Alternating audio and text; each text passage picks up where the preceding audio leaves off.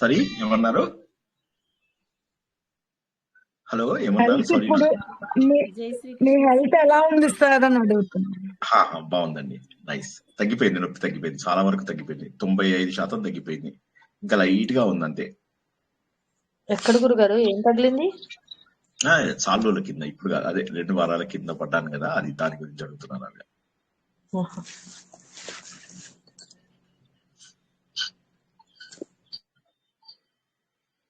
అందరూ చక్కగా డిన్నర్ చేశారా? ప్రశాంతంగా కూర్చున్నారా? ప్రశాంతంగా కూర్చున్నాం. డిన్నర్ ఇంకేం చేయలేదు, రాత్రి ఫ్రూట్స్. ప్రశాంతంగా కూర్చోండి. మీరు చేసినారు సార్ డిన్నర్? డిన్నర్ సార్ మీరు? ఫ్రూట్స్ లేదు, ఇవాళ ఆఫీస్కి వెళ్ళలేదు. సో అందుకోసమని అన్నయ్య దగ్గరికి వెళ్ళి వచ్చాను అనమాట. సో టైం దొరికింది. సరే, పాకిస్తాన్ USA మ్యాచ్ చూస్తూ ఉంది కదా, ఇప్పుడు క్రికెట్ ఒకటి ఉంది కదా, ప్రతిరోజు 7 o'clock కి అన్ని రోజు మొత్తం మూడు మ్యాచ్లు పెట్టారు. బాబు ప్రవచనాలు చెప్పాలరా బాబు అంటే కూడా కుదరడం లేదు. ఇటు ప్రవచనం చెప్తే ఒకటి సగం ఎవరు గెలిచారని ఆలోచిస్తూ ఉంటాను. అంటే అప్పుడప్పుడు అన్ని యావా ఉండాలి గురుగారు, ఒకటే దాని మీద ఉండకూడదు. అప్పుడప్పుడు మైండ్ డైవర్ట్ చేయాలి కూడా మనం. అప్పుడే గుర్తుంటాయి, లేకపోతే టాపిక్ గుర్తుండదు. నాకైతే అంతే గురుగారు, అప్పుడప్పుడు డైవర్ట్ చేస్తేనే టాపిక్ గుర్తుంటది, లేకపోతే గుర్తుంటదు, మళ్ళీ మర్చిపోతాం అట. అది అప్పుడు అలా చేసాం కదా, వాడు 6 కొట్టాడు కదా, అప్పుడు ఈ ప్రవచనం చెప్పుకున్నాం, గుర్తుందా? రాముడు అడవికి వెళ్ళడం గురించి చెప్పుకున్నాం. అలా మళ్ళీ వాడు 4 కొట్టాడు కదా, 4 కొట్టాడు వాడు. అయ్యే ఇప్పుడు రాములు వారు ఈ యుద్ధం మొదలు పెట్టారు అట్లా మాట. అది అలా కొన్ని నేను చదువుకునేప్పుడు కూడా ఇలా గుర్తు పెట్టుకునేదాన్ని గురుగారు, అందుకని అలా అలవాటు అయిపోయింది నాకు. తప్పు అనుకోద్దు, నాకు అలా తప్పేముంది, బాగా చెప్పారు. తప్పేముంది, మంచిగా చెప్పారు. మన స్టూడెంట్స్ అసలు గుర్తే ఉంచుకోరు, మన స్టూడెంట్స్ అసలు గుర్తు ఉంచుకోరు. నిద్ర కోసం మెయిన్ నిద్ర వచ్చిందంటే అవతల టీం వాడు వికెట్ పడింది అనుకోండి, అబ్బా అప్పుడు ఇక్కడ చెప్పే టాపిక్ బాగా గుర్తుంటుంది. వాడి మీద కోపం, వాడు అవుట్, ఎస్ అని ఇంకా బాగా గుర్తుంటుంది ఇక్కడ టాపిక్.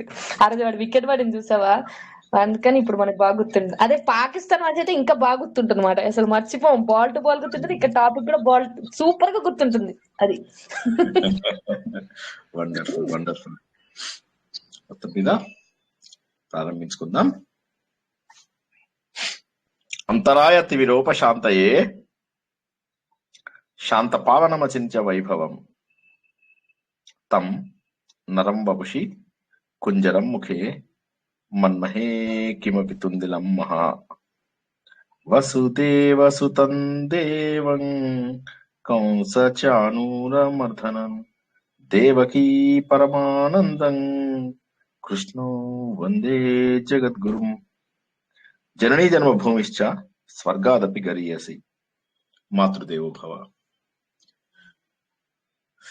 భగవద్బంధువులకు, ఆత్మస్వరూపులకు, సత్యాన్వేషులకు స్వాగతం, సుస్వాగతం. జీవితంలో పోరాటం తప్పనిసరి. నిన్న అనుకున్నాం, అన్ని పోరాటాలు అయిపోయాక ఎప్పుడైతే ప్రశాంతంగా ఉంటానో అప్పుడు ఇంకా ఆధ్యాత్మిక మార్గంలోకి వస్తాను అని ఒకడు అనుకున్నట్ట. అంటే సముద్రం లోపల అలలు ఆగిపోతే వెళ్ళేసి స్నానం చేద్దాం అనుకున్నట్ట ఒక మహాబుద్ధిమంతుడు, శ్రీనివాస్ శిష్యుడు. అలాగా. కానీ హిందూ ధర్మం ఏం చెప్తుందంటే, ఆధ్యాత్మికతలో ప్రశాంతత తెచ్చుకుంటే పోరాటం చేయడం సులువు. మళ్ళొకసారి చెప్తాను, అందరూ కొద్దిగా గట్టిగా పట్టుకోవాలి, రాసుకోండి. జీవితం లోపల పోరాటం అంతా అయిపోయాక అప్పుడు ఆధ్యాత్మికతలోకి వస్తాను, అప్పుడు ప్రశాంతంగా ఉంటాను అని కొంతమంది అనుకుంటూ ఉంటారు. మనం చూస్తూ ఉంటాం, చాలా మంది ఉద్యోగంలో, బయట పోరాటంలో ఇవన్నీ అయినప్పుడు వాళ్ళకు ఉంటాయి, ఇంకా నేనేం చేయాలి, ఉద్యోగం రిటైర్ అవ్వాలి, కొడుకు పెళ్లి చేయాలి, కూతురు పెళ్లి చేయాలి, వైఫ్ ఆపరేషన్ చేయాలి, ఇంకో వైఫ్ ను అవసరమైతే తెచ్చుకోవాలి, ఇట్లా కొన్ని గోల్స్ పెట్టుకుంటారు. ఆ గోల్స్ అన్నిటి ద్వారా ఏమైపోతుందంటే వాళ్ళకి 60 ఏళ్ళు 70 ఏళ్ళు వస్తాయి. అవన్నీ తీరే లోపలే చనిపోవచ్చు. అవన్నీ తీరక ముందే దేహాన్ని వదిలేసే అవకాశం కూడా ఉంది కదా. ప్లానింగ్ ఇవన్నీ అయిపోయాక అప్పుడు వెళ్ళిపోయి ఋషికేశ్ లో కూర్చుంటా అంటాడు. తర్వాత ఏమవుతుంది, మనవాళ్ళు పుడతారు, మనవరాళ్ళు పుడతారు. మనవాళ్ళు మనవరాళ్ళు కాస్త పెద్దవాళ్ళు అయితే బాగుండు, వీళ్ళని స్కూల్కి వెళ్లకుండా నేను ఆ స్కూల్కి వెళ్ళాలి, వీళ్ళు వెళ్ళి అన్ని బాగుండాలి, ఎందుకంటే నా కొడుకు కూతురు కోడలు అల్లుడు అందరు ఉద్యోగాలు చేస్తున్నారు, మనవాళ్ళని మనవరాళ్ళని ఎవరు పెంచాలి? నేనే పెంచాలి, నా బాధ్యత ఇది. కాబట్టి మనవాళ్ళని మనవరాళ్ళని పెంచుతూ వాళ్ళతో ప్రేమతో మునిగిపోయి వాళ్ళతోటే జీవితంగా గడుపుతూ కాస్త మనవాళ్ళు మనవరాళ్ళు స్కూల్స్కి వెళ్ళడం మొదలెడతారు. వెళ్ళాక అయ్యో మరి స్కూల్ నుంచి వచ్చాక వాళ్ళకి చదివించేది ఎవరు, వాళ్ళ అసైన్మెంట్ చేసేది ఎవరు? మళ్ళీ తల్లిదండ్రులు వాళ్ళు వీళ్ళు అందరూ బయట చదువుకుంటున్నారు, బయట ఉద్యోగాలు చేస్తున్నారు, వీళ్ళని చదివించే బాధ్యత నాదే కదా. ఆ తర్వాత కొన్నాళ్ళకి ఇంకా బతికుంటే అయ్యో మనవాళ్ళకు మనవరాళ్ళకు ఉద్యోగాలు తేకుండా ఎలాగా, ఇలా మొదలు. ఇందులోపల ఏమవుతుందంటే మనవాళ్ళకు జ్వరం వచ్చినా, మనవరాలకి జ్వరం వచ్చినా, కొడుకుకు ఉద్యోగంలో ఏమన్నా ప్రాబ్లం వచ్చినా, కూతురుకు ఉద్యోగం లోపల ఏమన్నా ప్రాబ్లం వచ్చినా, ఉద్యోగం రాకపోయినా, ఉన్న ఉద్యోగం పోయినా, ఇవన్నీ కూడా సమస్యలే. మనిషికి సమస్యలు రకరకాల సమస్యలు. మీరు లౌకిక ప్రపంచంలో గనుక సమస్యలని తీసుకుంటే ప్రతి ఒక్కటి సమస్యనే. కొంతమందికి నిద్ర పట్టక సమస్య. లక్కీగా ఏమైందంటే ఆ సమస్య చాలా మందికి, ఎస్పెషల్లీ శ్రీనివాస్ స్టూడెంట్స్ గా తీరిపోయింది. చాలా మందికి నిద్ర పట్టేది కాదు ఒకప్పుడు. జై శ్రీకృష్ణ. ఒకప్పుడు శ్రీనివాస్ స్టూడెంట్స్ కి చాలా మందికి నిద్ర పట్టేది కాదు. ఎందుకంటే చెప్పమంటారా సార్? ఎందుకంటే మీరు చెప్పింది ఆలోచిస్తూ ఇలా చేస్తే బాగుంటుంది, అలా చేస్తే బాగుంటుందని ఆలోచిస్తూ పడుకుంటాం కనుక నిద్ర రాదు. Okay okay, good good. So అప్పటి నుంచి మొదలు జీవితం లోపల అనేక ప్రశ్నలు మనకు అనేక జవాబులు దొరకక, అనేక పరిష్కార మార్గాలు దొరకక జీవితం లోపల మనము బాధపడుతూ ఉంటాము. ఈ పరిష్కార మార్గాలు ఎక్కడున్నాయి? వెతుకుతూ ఉంటాం బయట ప్రపంచంలో. ఆరోగ్యం, మళ్ళీ ఒక డాక్టర్ దగ్గరికి వెళ్తాం. డాక్టర్ దగ్గరికి వెళ్తే సరిపోదు కదా, హాస్పిటల్లో ఉండాలి, బిల్లులు పే చేయాలి, ఇన్సూరెన్స్ క్లెయిమ్స్ చేయాలి, ఇన్సూరెన్స్ వారితో కొట్లాడాలి, మళ్ళీ ఇంటికి వచ్చిన తర్వాత కూడా ఆఫ్టర్ హాస్పిటలైజేషన్ చేయాల్సినవన్నీ చెయ్యాలి, మందులు సరిగా వేసుకోవాలి. ప్రాబ్లం సాల్వ్ అవ్వడం అనేది జరగదు. కాబట్టి సముద్రం లోపల అలలన్నీ ఆగిపోయాక నేను స్నానాన్ని చేస్తాను అనుకోవడము తప్పు.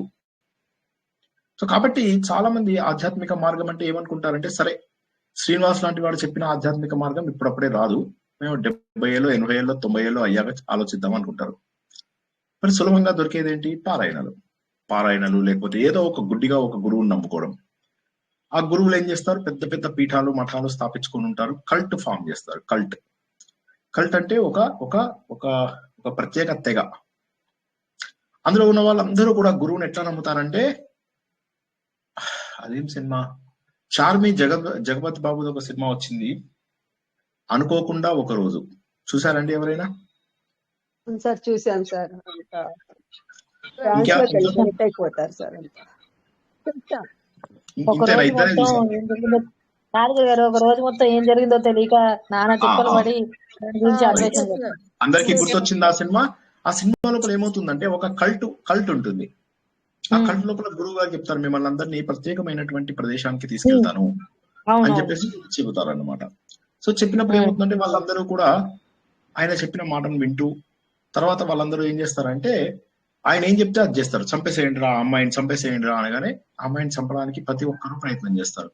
సో ఇప్పుడు అక్కడ వాళ్ళు ఆ కల్ట్ లో ఉన్నప్పుడు వాళ్ళకి ఏమవుతుందంటే ఇది తప్ప ఇది ఒప్ప అనిపించదు. మా గురువు గారిని తిట్టేవా నువ్వు, అంతే. అలాగా ఇద్దరు పెద్ద పెద్ద గురువుల మధ్య ఒకసారి గొడవ అయింది. గొడవ అయితే ఏమైందంటే, ఒక గురువు గారి యొక్క ఫాలోవర్స్ అంతా ఏం చేశారంటే, ఇంకో గురువు గారు ఇచ్చిన ప్రవచనాలు అవి ఇస్తుంటే అక్కడికి వెళ్ళి గొడవ పడదాం, ఆయనని ప్రవచనాలు చెప్పకుండా చేద్దాం. మన గురువు గారు డబ్బులు తీసుకోరు, ఆ గురువు గారు డబ్బులు తీసుకుంటారు, కాబట్టి మన గురువు గారు గొప్పవారు. అంటే అక్కడ ఒక లాజిక్ అంటూ ఉండదు. ఒకటి నమ్మినప్పుడు ఏమైపోతుందంటే ఒక స్లేవరీ అలవాటు అయిపోతుంది. స్లేవరీ అంటే ఏంటి? బానిసలుగా. మనకు కంప్యూటర్ టర్మ్స్ లోపల వీటిని బాట్ ఆర్మీ అంటారు. బిఓటి, బాట్, ROBOT, రోబో అనేది అయితే తెలుసుకుంటామో ఆ రోబో లోపల చివరి 3 అక్షరాలు బిఓటి, బాట్. అలా బాట్స్ లాగా తయారైపోతారు అందరూ. తయారైపోయి వాళ్ళ లోపల ఉన్నటువంటి శక్తిని గుర్తించకుండా వాళ్ళ గురువు గారు చెప్పింది కరెక్ట్, ఇంకా గురువు గారు తప్పు చెప్పినా కరెక్టే. ఏమండి డబ్బులు ఇవ్వలేరా, ఆ మాత్రం ఇవ్వలేరా అనగానే ఒక 10,000 20,000 ఇస్తాడు. లేక వీళ్ళే చెప్తారు ముందు, నువ్వు 20,000 ఇచ్చినట్టుగా యాక్ట్ చెయ్యి అని. ఇదిగో ఈ మహాన్ భావుడు 20,000 ఇచ్చాడు, ఇంకెవరు లేరా అనగానే వాళ్ళని చూసి మిగతా వాళ్ళందరూ డబ్బులు సమర్పించేసుకుంటారు. ఒక పెద్ద ఆశ్రమం నడిపిస్తున్న ఒక ఆయన ఒక ప్రవచనం చెప్తూ, ఈ ప్రవచనంలో ఇక్కడ ఉన్న వాళ్ళందరూ కూడా ఒంటి మీద ఉన్న నగలందరూ కూడా ఇచ్చేస్తారు అని చెప్పేసి చెప్పాడు. చెప్పగానే ఉన్న వాళ్ళందరూ నగలన్నీ ఇచ్చేశారు అక్కడ. సో ఇది ఎలా జరుగుతుంది అంటే, మళ్ళీ ఏమంటారంటే శక్తి లేని వాళ్ళు ఏమి చేయలేరు, శక్తి లేని వాళ్ళు ఏమి చేయలేరు అని ఇలా అంటారు. మీకు శక్తి ఉంటే 2 లక్షలు ఇవ్వండి, శక్తి ఇంకా తక్కువ ఉంటే 50,000, శక్తి లేని వాళ్ళు ఓం నమో నారాయణయ్య అని చదువుకోండి అంటారు. అలా అనగానే ఎప్పుడు శక్తి లేదు అని అన్నాడు కదా, ఓ 1000 రూపాయలైనా ఇద్దాం అనుకుంటాడు. 2 లక్షలు అడిగాడు, సరే ఒక 2,000 3,000 అయినా ఇవ్వచ్చులే అని చెప్పేసి 5,000 ఇచ్చుకుంటారు ఫైనల్లీ. అలా ఏమైపోతుందంటే, ఈ కల్ట్ లో ఉన్నంత వరకు కూడా వారి లోపల ఎదుగుదల ఉండదు. వారు వేరే వారిని గుడ్డిగా నమ్మడం వల్ల ఏమవుతుంది, ఎక్కడికి వెళ్తున్నారో తెలియదు. అయితే గుడ్డిగా ఎందుకు నమ్ముతారంటే వీళ్ళకి ఉద్యోగంలో పోరాటం, ఇంట్లో వాళ్ళ భార్యతోటి పోరాటం, భార్యకి భర్తతోటి పోరాటం, బయట సమాజంలో పోరాటం. ఇక్కడికి వస్తే కనీసం 2 మంచి మాటలు వినొచ్చు, ఆశ్రమానికి వచ్చి గురువు గారి మాటలు వినొచ్చు. వినేమవుతుంది, వాళ్ళకి ఎంతో కొంత తెలివైన వాళ్ళే ఉంటారు. గురువు గారు ఏమి అల్లటప్ప జనాలు ఉండరు కదా, ఈ కల్ట్ నడిపించే వాళ్ళందరూ వాళ్ళు తెలివైన వారే ఉంటారు. వాళ్ళు చెప్పినటువంటి మాటలకు ప్రభావితం అయిపోయి అక్కడ ఉండిపోయి ఒక తెగలాగా ఫామ్ అవుతారు, ఒక ప్రత్యేక తెగ. ఇప్పుడు శ్రీకృష్ణుడు అందించినటువంటి ఉత్తర గీత, మీలో చాలా మంది నా దగ్గర ఉత్తర గీత నేర్చుకున్నారు చాలా ఏళ్ల కింద. అది నేనిచ్చిందా? కాదు, శ్రీకృష్ణ భగవానుడు ఇచ్చింది. ఎన్నోసార్లు మనం అది శ్రీకృష్ణుడు ఇచ్చాడు అని చెప్పి చెప్పుకుంటాం. కానీ వీళ్ళందరూ ఏం చేశారంటే, ఆ శ్రీకృష్ణుడు ఇచ్చినటువంటి ఉత్తర గీతని ఒక్కొక్కడు ఒక్కొక్క క్రియగా మార్చేశారు. ఈశాక్రియ, సుదర్శన క్రియ, క్రియాయోగ, సహజ్ మార్గ్, విపాసన, రాజయోగ, హఠయోగ, రకరకాల పేర్లు పెట్టేసేసి ఒకే పద్ధతి శ్రీకృష్ణ భగవానుడు ఇచ్చాడు. అది ఉత్తర గీతలో సోహం అనేటటువంటి పద్ధతి ద్వారా మన చక్రాలని ఎలా మనం ఇది చేసుకోవాలి, క్లీన్ చేసుకోవాలి అనే పద్ధతి. దాన్ని రకరకాలుగా మార్చినట్టుగా చేసి మళ్ళీ ఏంటి, కొంతమంది శ్వాస మీద ధ్యాస పెట్టారు, మళ్ళీ కొంతమంది స్టార్ట్ అయ్యారు. శ్రీకృష్ణుడు చెప్పిందే కానీ వాళ్ళ పద్ధతి లాగా చెప్తారు. ఆ విధంగా ఏం చేశారంటే, వీళ్ళు వాళ్ళ దగ్గర ఉన్న వాళ్ళకి అదొక్కటి మెడిటేషన్ నేర్పిస్తున్నాం అనే ఒకే ఒక మాట చెప్తారు. చెప్పేసేసి ఏమవుతుందంటే వాళ్ళని ఉంచేస్తారు, ఇక్కడ పర్మనెంట్ గా ఉంచేస్తారు. వీళ్ళకి కూడా ఏమైతుంది, ఇన్నాళ్ళు జనాల లోపల గుర్తింపు రాదు. ఇప్పుడు ఏమవుతుందంటే, నేను ఫలానా ఆశ్రమానికి వెళ్తాను, నేను ఫలానా గురువు గారి దగ్గర ఉన్నాను అంటే గుర్తింపు వస్తుంది. ఆ గురువు గారు చాలా బాగుంది, అబ్బా అక్కడికి వెళ్తే ఎంత బాగుందో అని చెప్పేసి అంటారు. అనేసేసి అక్కడికి వెళ్ళిపోయి ఒక బానిస బతుకుతూ ఉంటారు, వారిలో ఉన్నటువంటి శక్తిని గుర్తించకుండా. అంటే జీవితంలో ఓడిపోయిన ప్రతి ఒక్కడూ కూడా ఎక్కడో ఒక చోట వెళ్ళిపోయి పడిపోవాలి, ఈ గురువు గారు కాళ్ళు పట్టుకుంటే ఆయన మనని ఎక్కడికో తీసుకెళ్తారు. ఆర్ట్ ఆఫ్ లివింగ్ లోపల ఒకసారి, ఈ ఆర్ట్ ఆఫ్ లివింగ్ లోపల ఏమవుతుందంటే, వాళ్ళ క్లాస్ అయిపోయిన తర్వాత ఒక బ్రేక్అవుట్ సెషన్స్ అని ఉంటాయి అనమాట. ఆ బ్రేక్అవుట్ సెషన్స్ లో మీరు మాట్లాడుకోవడానికి అవకాశం ఉంటుంది. 15 గంట, అరగంట, గంట అలా బ్రేక్అవుట్ రూమ్స్ ఉంటాయి అనమాట. ఆ రూమ్స్ లోకి వెళ్ళి మీరు జాయిన్ అయ్యి మీరు మాట్లాడుకోవచ్చు. అందులో కొంతమంది ఆర్ట్ ఆఫ్ లివింగ్ వాలంటీర్స్ వీళ్ళు మీకు చెప్పకుండా అందులో దూరి ఉంటారు, మీకు తెలియదు అది. దానిలో మాట్లాడుతుంటే కొంతమంది మాట్లాడుతున్నారు, మనం ఏం చేయక్కర్లేదండి, గురువు గారిని నమ్ముకుంటే చాలు, అన్ని ఆయనే చూసుకుంటారు, మనకు మోక్షం, మనం ఎందుకండి కష్టపడ్డాము, గురువు గారు ఉన్నారు, ఆయనే ఇచ్చేస్తారు మనకు మోక్షం. ఇటువంటి నమ్మకం, ఒక్క నిమిషం, నేను రికార్డింగ్ మొదలెట్టానో లేదో, అయ్యో ఇందులో రికార్డింగ్ స్టార్ట్ చేయలేదు, ఒక్క నిమిషం.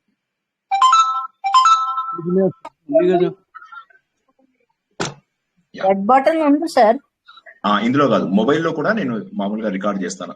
ఒకవేళ ఇందులో ప్రాబ్లం వస్తే ఆడియో అందులోంచి అప్లోడ్ చేస్తాను అనమాట. సో అయితే ఇప్పుడు ఏమైపోయింది, ఆయన అంటాడు గురువు గారే మనం తీసుకెళ్ళిపోతారు, మోక్షం ఇప్పించేస్తారు, మనం ఏం చేయక్కర్లే. ఏం చేయకపోతే ఎట్లాగా, మీ ఇద్దరు కూర్చొని ఏం చేస్తారు, ఒకే కూల్ డ్రింక్ లో 2 స్టాల్ వేసి తాగుతారా? ఏం చేయకపోతే ఎట్లా అవుతుంది? 4 ఫోటోలు, 15 application forms, nativity certificate, 10th class certificate, okay, ఇవన్నీ తీసుకుని మేమిచ్చిన టోకెన్ పట్టుకుని 2 గంటలు వెయిట్ చేస్తే మీ బ్యాంక్ అకౌంట్ ఓపెన్ చేస్తాం.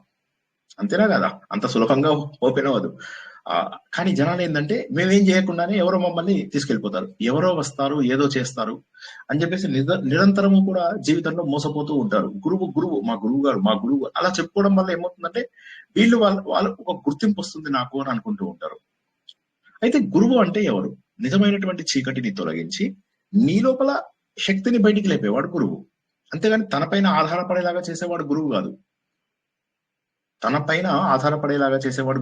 గురువు అంటాడు, ఓకే నువ్వు ఒక 5,000 పెట్టావంటే గురువు గారి ప్రత్యేక సెషన్స్ ఉంటాయి, అక్కడికి వెళ్ళాలి. 10,000 కట్టామంటే చాలు, 50,000 కట్టామంటే చాలు, ముందు వరుసలో కూర్చోవచ్చు.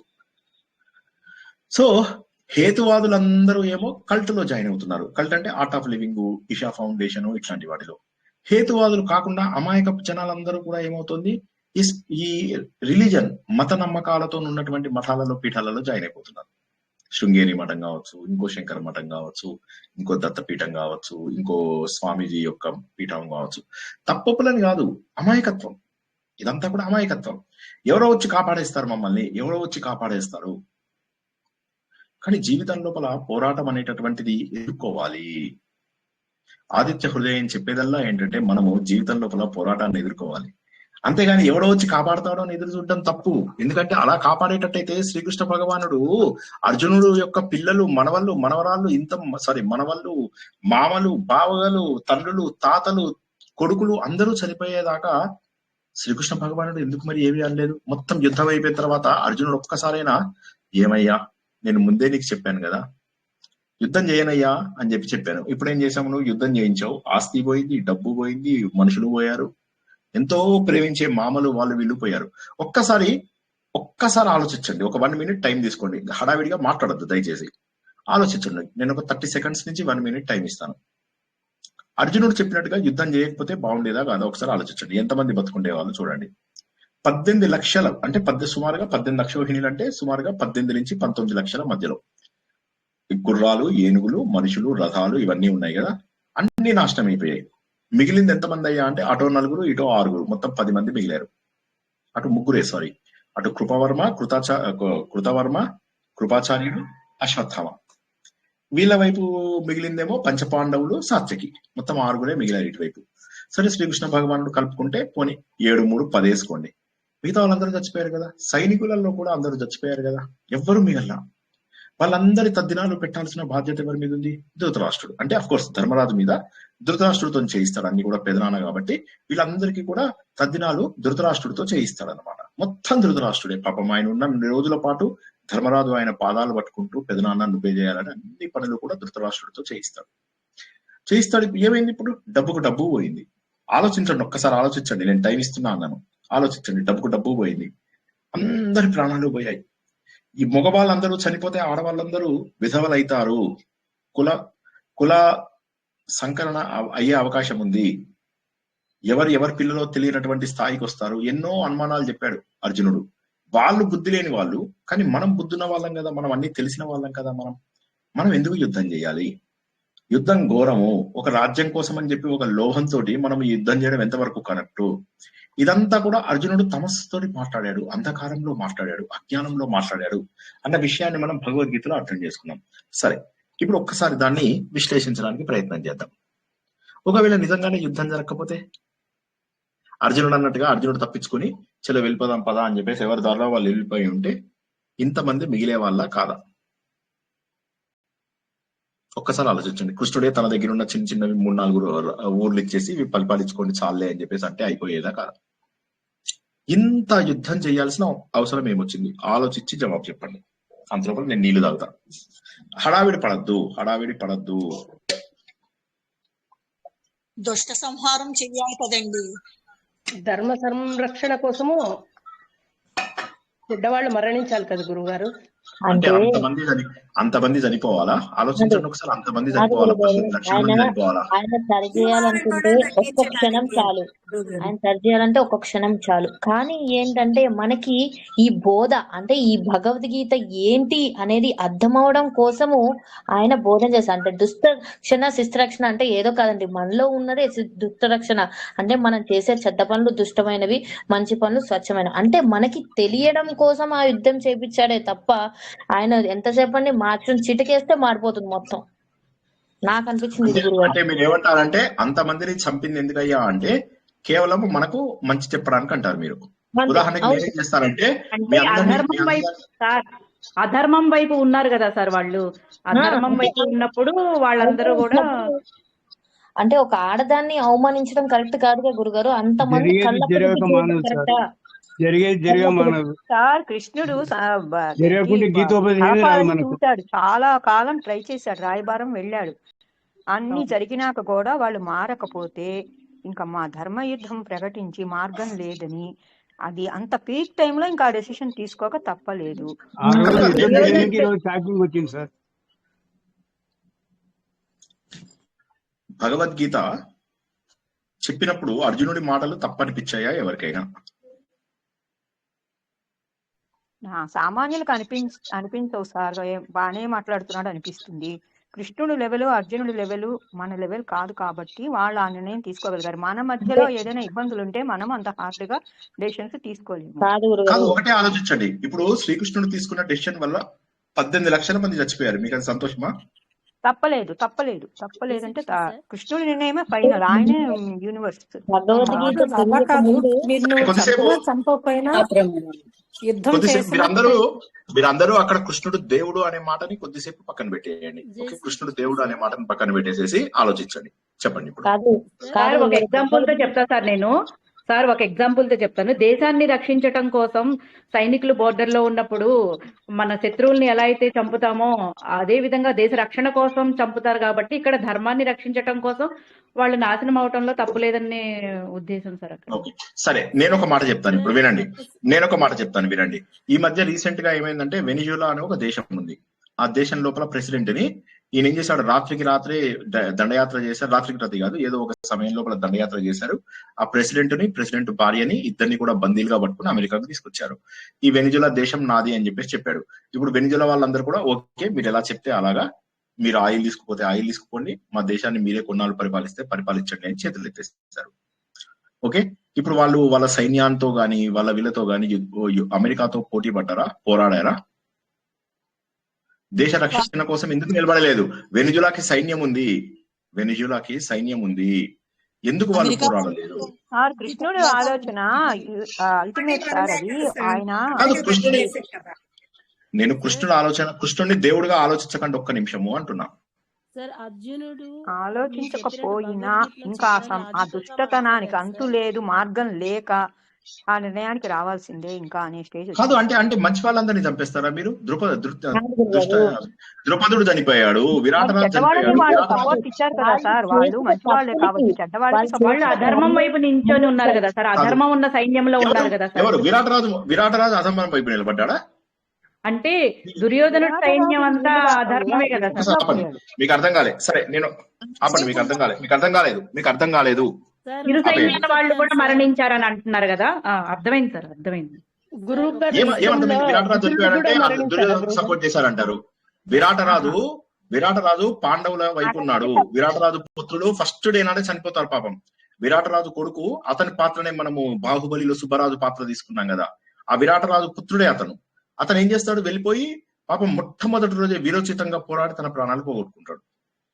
ఎవరైతే నాకు అర్జునుడు అభిమన్యుడు నాకు బావ కావాలి అని చెప్పేసి కోరుకుని గర్వంగా ఫీల్ అవుతాడో, అర్జునుడు ఇది కావాలని, ఆయన ఆఖరికి మొట్టమొదటి రోజే వాళ్ళందరి ముందు వీరోచితంగా పోరాటం చేసి చనిపోయాడు. సో కాబట్టి అందరూ చనిపోయారు. కాబట్టి ఇప్పుడు ఏమైపోతుందంటే, మన మహానుభావులు ఎంతో మంది చనిపోయారు. అభిమన్యుడు చనిపోవడం ఎంతవరకు కరెక్ట్?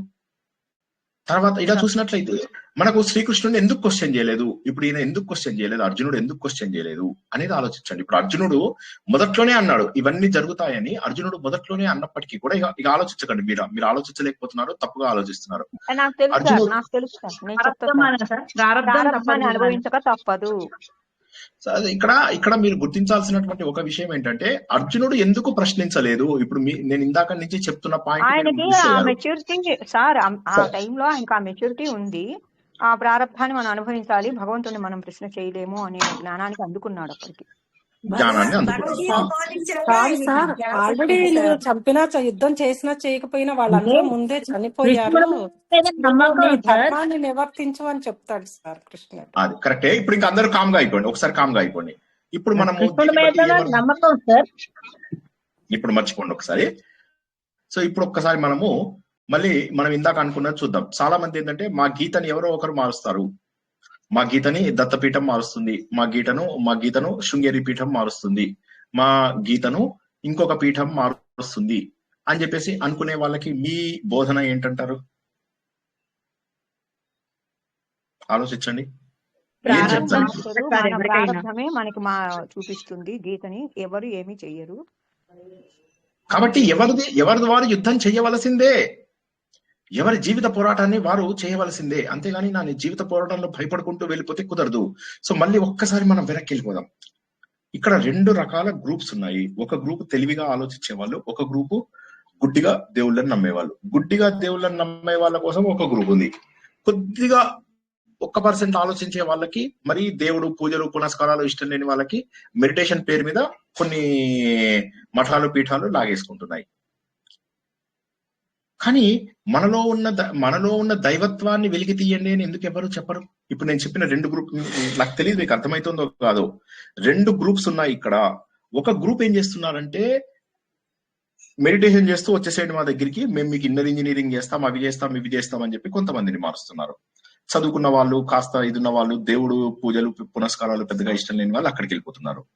అలా కోట్లాది మంది వెళ్ళిపోతున్నారు. ఇటు సైడ్ చూసినట్లయితే కొంతమంది గుడ్డిగా నమ్మేసేసి గురువు గారి పాదాలు పట్టుకుంటే చాలు, గురువు గారి యొక్క జీవిత చరిత్ర చదివితే చాలు అని చెప్పి, ఇప్పుడు సత్యసాయి బాబా మీద ఆ మధ్య కొంత కాంట్రవర్సీ వచ్చింది. వస్తే ప్రశ్నలు అడుగుతున్న వాళ్ళు చెప్తున్నారు క్లియర్ గా, సత్యసాయి బాబా కాదు, షిరిడి సాయిబాబా గురించి ప్రశ్నలు క్లియర్ గా చెప్తున్నారు. వీళ్ళ ప్రశ్నలు కరెక్టే ఉన్నాయి. దానికి జవాబు చెప్పమనంటే, ఆలయంలో ఆడవాళ్ళందరూ ఏడుస్తూ, మీకు తెలుసా నా హస్బెండ్ గురువారం నాడు పుట్టాడు, నేను గురువారం నాడు పుట్టాను, మా కొడుకు గురువారం నాడు పుట్టాడు, మేము ఆలయానికి వచ్చినందువల్ల దేవుడు మాకు ఎన్ని కోరికలు తీర్చాడో తెలుసా ఏడుస్తున్నారు బోర్న.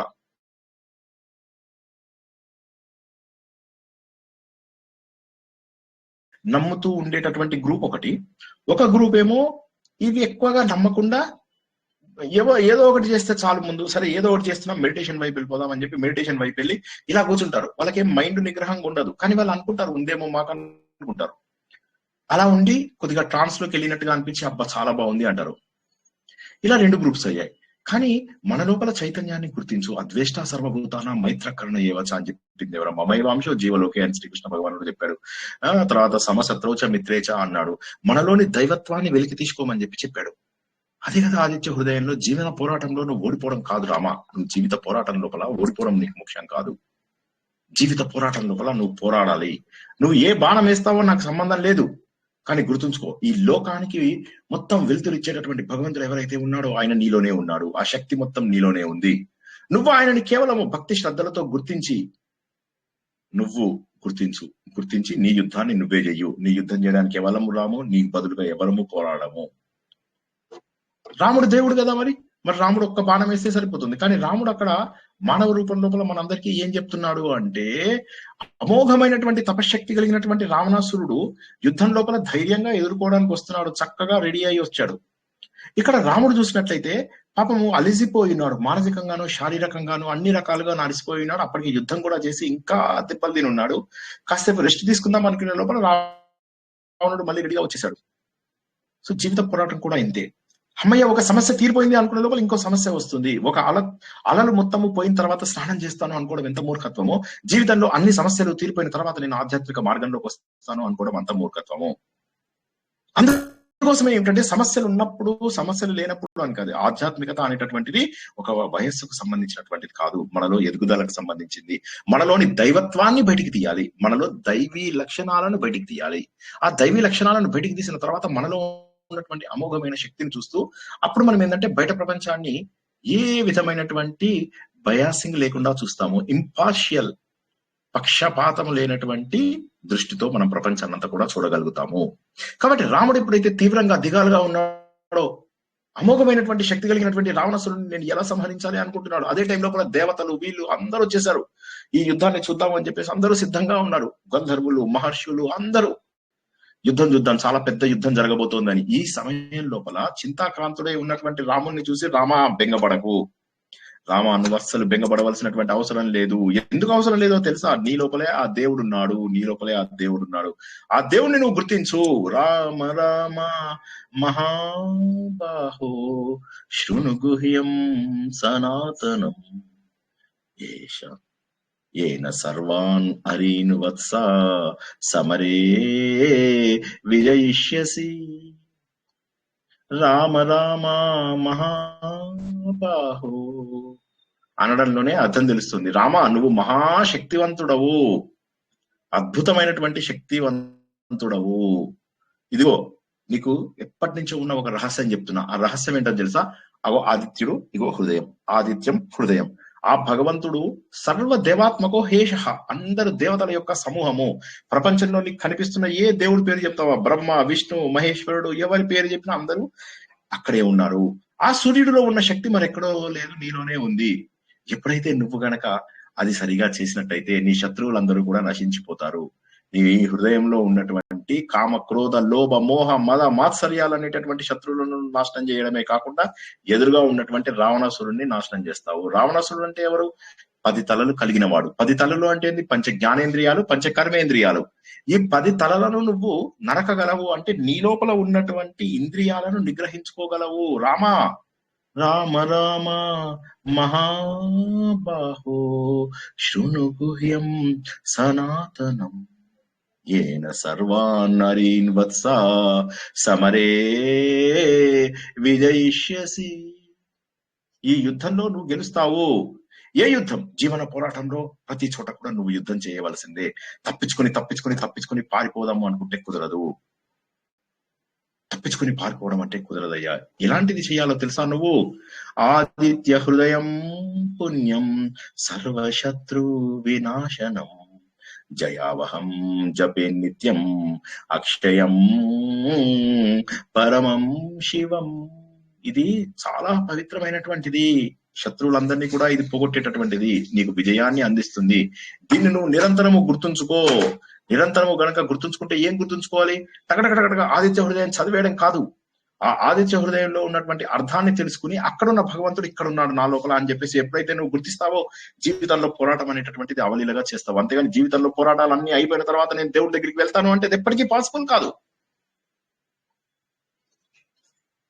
జీవితంలో పోరాటాలు అన్ని అయిన తర్వాత ఆధ్యాత్మికతకు వస్తాను, అప్పుడు ప్రశాంతంగా ఉంటాను కొంతమంది అంటారు. కానీ హిందూ ధర్మం ఏమంటుంది? ఆధ్యాత్మికతలో కూడా ప్రశాంతంగా ఉండు, పోరాటాలు పెద్దగా నీకు పోరాటం అనిపించవు అని అంటాయి. ఈ స్టేట్మెంట్ అర్థమైందా అండి?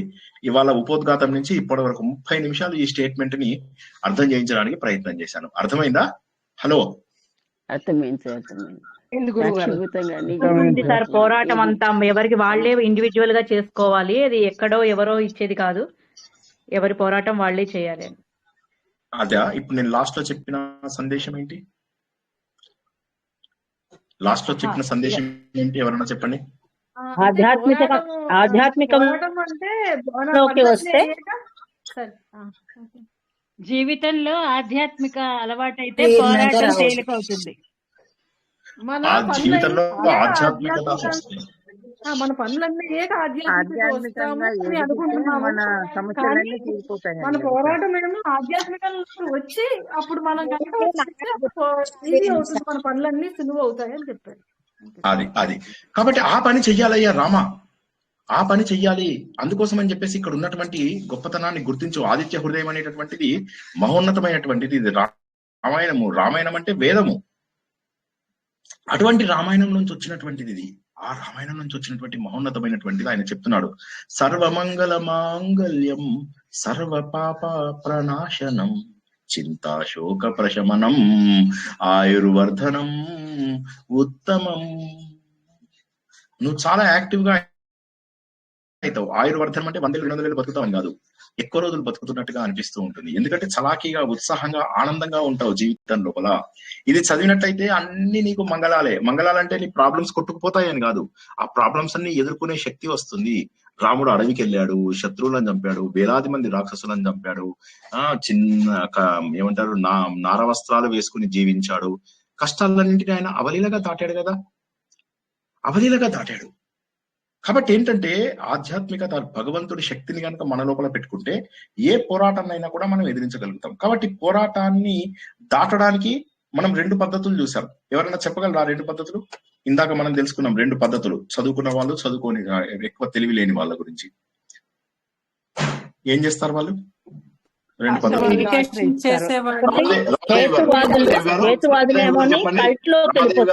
సుధామోహన్ గారు. మెడిటేషన్ చేసేవాళ్ళు, పూజలు చేసేవాళ్ళు. ఈ పూజలు చేసే వాళ్ళ గ్రూప్ లోపల కేవలం నమ్మకం ఆధారంగా వెళ్ళిపోతారు వాళ్ళు, ఇక నమ్మేస్తారు అంతే. ఇక మనకు ఈ మెడిటేషన్ సైడ్ వెళ్ళేటటువంటి గ్యాంగ్ కొంతమంది ఉంటారు. కానీ వీళ్ళకి ఏమిటంటే రెండిటి లోపల కూడా నీలో ఉన్నటువంటి దైవత్వాన్ని ఆవిష్కరించుకో. నీ లోపల ఉన్నటువంటిది అంటే నీ లోపలే ఆ భగవంతుడు ఉన్నాడు, ఆ భగవంతుని నువ్వు బయటికి తీయాలి అనేటటువంటి మాట ఎవరు చెప్పరు. అందుకే ఈయన ఏం చెప్తున్నాడంటే ఆదిత్య హృదయంలో నీ లోపల దేవుడు ఉన్నాడు, నీ లోపల దైవ శక్తి ఉంది, దాన్ని నువ్వు బయటికి తీయాలి. రశ్మిమంతం సముద్యంతం దైవాసుర నమస్కృతం పూజయస్వ వివస్వంతం భాస్కరం భువనేశ్వరం. వెలుతురుతో నిండినటువంటి భగవంతుడు ఆయన. తన వెలుతురుతో ప్రపంచమంతా నింపుతున్నాడు, అనగా తన జ్ఞానం మనందరిలో కూడా జ్ఞానం నింపుతున్నాడు. అన్నిటికంటే కూడా ఉన్నతమైనటువంటిది జ్ఞానము అన్న విషయాన్ని తెలుసుకున్నాం. అటువంటి జ్ఞానాన్ని నింపాలయ్యా నువ్వు. ఇటో మూఢనమ్మకము వెళ్ళిపోయి నేను ఫలానా గురువు దగ్గర శిష్యురాల్ని, ఆయన నన్ను మోక్షానికి కాదు. ఈవెన్ ఇప్పుడు మన ప్రవచనాలు కూడా మీకు వింటే మోక్షం రాదు, అర్థం చేసుకుని ఆచరిస్తే ఎస్, లేకపోతే ఏమీ రాదు, ఏది రాదు. నేను చెప్తున్నా కదా అమ్మ, విన్నాం 2 మంచి మాటలు చాలు నాకు కాదు. మీరు విని మననం చేసుకుంటూ అర్థం చేసుకుని ఆలోచించినప్పుడు మాత్రమే నిజమైనటువంటి ఫలితం వచ్చేటటువంటి అవకాశం ఉంది. కాబట్టి అదే విధంగా జ్ఞానం తెచ్చుకోవడం అంటే ఏంటి? క్లాస్ లోపల సార్ పాఠాలు చెప్తుంటే నేను వింటే నేను ఎగ్జామ్ లో పాస్ అయిపోతానా? పాస్ అవ్వను. ఆ విన్నదాన్ని నోట్స్ రాసుకుంటాను, ఆ నోట్స్ రాసుకున్న దాన్ని మళ్ళీ రివైజ్ చేస్తాను. తర్వాత ఎగ్జామ్ వచ్చినప్పుడు ఆ నాలెడ్జ్ అంతా కూడా నేను ప్రదర్శిస్తాను. అదే విధంగా ఈ జీవితం లోపల పోరాటం తప్పదు అన్న విషయాన్ని అందరూ గుర్తుంచుకోండి. ధర్మరాజు యక్ష ప్రశ్న లోపల మనం ఏమని తెలుసుకున్నాం? అయిపోయింది, కష్టాలన్నీ పోయాయి అనుకున్నాం, ఈ కష్టం కంటే పెద్ద కష్టం రాదు అనుకుంటే నకులుడు అంటాడు, అన్నయ్య ఏం జరుగుతుంది అన్నయ్య? ఒక జింకని వెతుకుతూ మహా యోధులమైనటువంటి ప్రపంచాన్ని పరిపాలించేటటువంటి ఒక 5 మహాపురుషులు ఎవరైతే వీళ్ళున్నారో వీళ్ళందరూ పరిగెత్తి ఒక జింకను కూడా పట్టుకోలేని స్టేజ్కి వస్తారు, అలసిపోతారు, నాలిక దప్పితో ఇదైపోతూ ఉంటారు, ఒక చుక్క నీళ్లు తాగడానికి ఉండదు, అలా అలసి చెట్లకు ఆనుకుని ఎలా ఉంటారు. ఏంటన్నయ్య, ఏం పరిస్థితి ఎదురొచ్చింది? మహారాజుల్లాగా బతికాము, ఏమిటి ఇప్పుడు ఈ పరిస్థితి?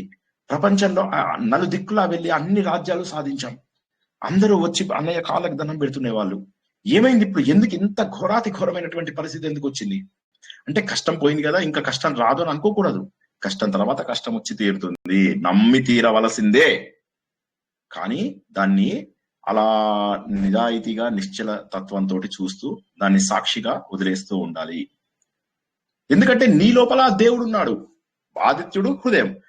ఓం భూర్భువస్వః తత్ సవితుర్వరేణ్యం భర్గోదేవస్య ధీమహి ధియో నః ప్రచోదయాత్. అక్కడ భర్గోదేవస్య ధీమహి, ఇక్కడ ధియో నః ప్రచోదయాత్. అక్కడ ఉన్నటువంటి వెలుతురు ఇక్కడ నీకు జాగృతం చెయ్యాలి. ఎంతసేపు కూడా నాలో అజ్ఞానాన్ని తొలగించు అంటే, ఇందాక చెప్పిన 2 టీమ్స్ ఏవైతే ఉన్నాయో అవి కల్ట్ ఫామ్ అయ్యి వాళ్ళు ఏం చేస్తున్నారంటే అజ్ఞానంలో ఇంకా మునిగిపోతున్నారు, మూఢనమ్మకాలలో ఇంకా వెళ్ళిపోతున్నారు. అంతేగాని అయ్యయ్యో మేము అర్థం చేసుకుని మనకు అమోఘమైన సంపద ఉంది, కృష్ణం వందే జగద్గురు, ఆయన తప్ప మరే గురువు లేడు, కాబట్టి అటువంటి దాన్ని మనం అర్థం చేసుకుంటే చాలు, ఇంకేం అక్కర్లేదు. దేవుడిచ్చే జ్ఞానాన్ని అర్థం చేసుకుంటే చాలు. ఉదాహరణకి నేను ప్రవచనం చెప్తున్నాను, మీకు బాగా అర్థమైందన్న రోజు నాకు గుండె తడైపోతుంది తెలుసా ఆనందంతో. జస్ట్ ఆఫ్టర్ ఆల్ గా నాకే అలా అనిపిస్తే జస్ట్ ఇమాజిన్ చేయండి, దేవుడిచ్చిన జ్ఞానాన్ని మీరు అర్థం చేసుకుంటే ఆ ప్రకృతి శక్తులు, దేవుడి రూపంలో ఉన్నటువంటి శక్తులు మీకు ఎంత సహాయం చేస్తాయో జస్ట్ ఆలోచించండి. ఒక్కసారి ఆలోచించండి. నాలాంటి వాడికే మీరు చాలా బాగా అర్థమైంది సార్ అన్నప్పుడు నాకు గుండె ఆనందంతో నిండిపోతుంది. అలాంటిది మహానుభావులైనటువంటి ఋషులు ఇవన్నీ మనం ఇచ్చిన విద్యనా? ఇది దేవుడిచ్చిన విద్య. ఎవడో క్రెడిట్ తీసుకోవడానికి ఎవడబ్బ సొమ్మది? దేవుడిచ్చినటువంటి సొమ్మిది. మన అందరికీ హక్కులు ఉన్నాయి, కానీ మనం అర్థం చేసుకుంటే వేరే వాళ్ళపైన ఆధారపడక్కర్లేదు. ఈ గలీజ్ గాళ్ళందరూ ఏం చేస్తున్నారు? బానిసలుగా చేసుకుంటున్నారు. వాటి స్థాయికి వెళ్లకుండా ఉండాలి. మరి ఈయన కనిపిస్తున్నాడు కరెక్ట్. ఆ శక్తి ఎక్కడుంది? ఎక్కడి నుంచి వస్తుంది నాకు? సర్వదేవాత్మకో శేషః తేజస్వీ రశ్మి భావనః ఏష దేవాసురగణాన్ లోకాన్ పాతి గభస్తిభిః. తన కిరణాల ద్వారా ఈ ప్రపంచంలో రాక్షసులు దేవతలు అనే తేడా లేకుండా అందరినీ కూడా సమానంగా ఆయన కాపాడుతున్నాడయ్యా. ఏష సర్వదేవాత్మక ఏషః సర్వదేవాత్మక. అందరు దేవతల యొక్క ఆత్మ ఈయననే, అందరు దేవతల యొక్క స్వరూపం ఈయననే. తన తేజస్వి, ఆ తేజస్సుతోటి, ఆ శక్తితోటి మనందరిలో కూడా జ్ఞానాన్ని నింపుతున్నటువంటి మహానుభావుడు. ఆయన ఉత్తగా నువ్వు ఏదో జ్ఞానము వెలుతురు కిరణాలని అనుకోకు. ఆయన ఎవరు అనుకుంటున్నావు? ఏష బ్రహ్మాచ విష్ణుశ్చ శివస్కంద ప్రజాపతి మహేంద్రో ధనదః కాలో యమః సోమో అపంపతి. ఆయన ఎవరు అనుకుంటున్నావు? ఇది ఆయనే, ఆయనే లయం ఆయనే. దేవుళ్ళు ఎంతమంది అంటే బ్రహ్మ విష్ణు ఈశ్వరులు. ఇదైతే తర్వాత ఇంద్రుడు మన భుజం, కుబేరుడు, తర్వాత ఓకే సమయం నిశ్చయించేది దేవుడు అంటారు. రాదని మనకు మరణించడము ఇవన్నీ సారీ ఎవరున్నారు సార్? సో అపం అంటే దాని యొక్క పతి లోపల ఉన్నటువంటి ద్వారా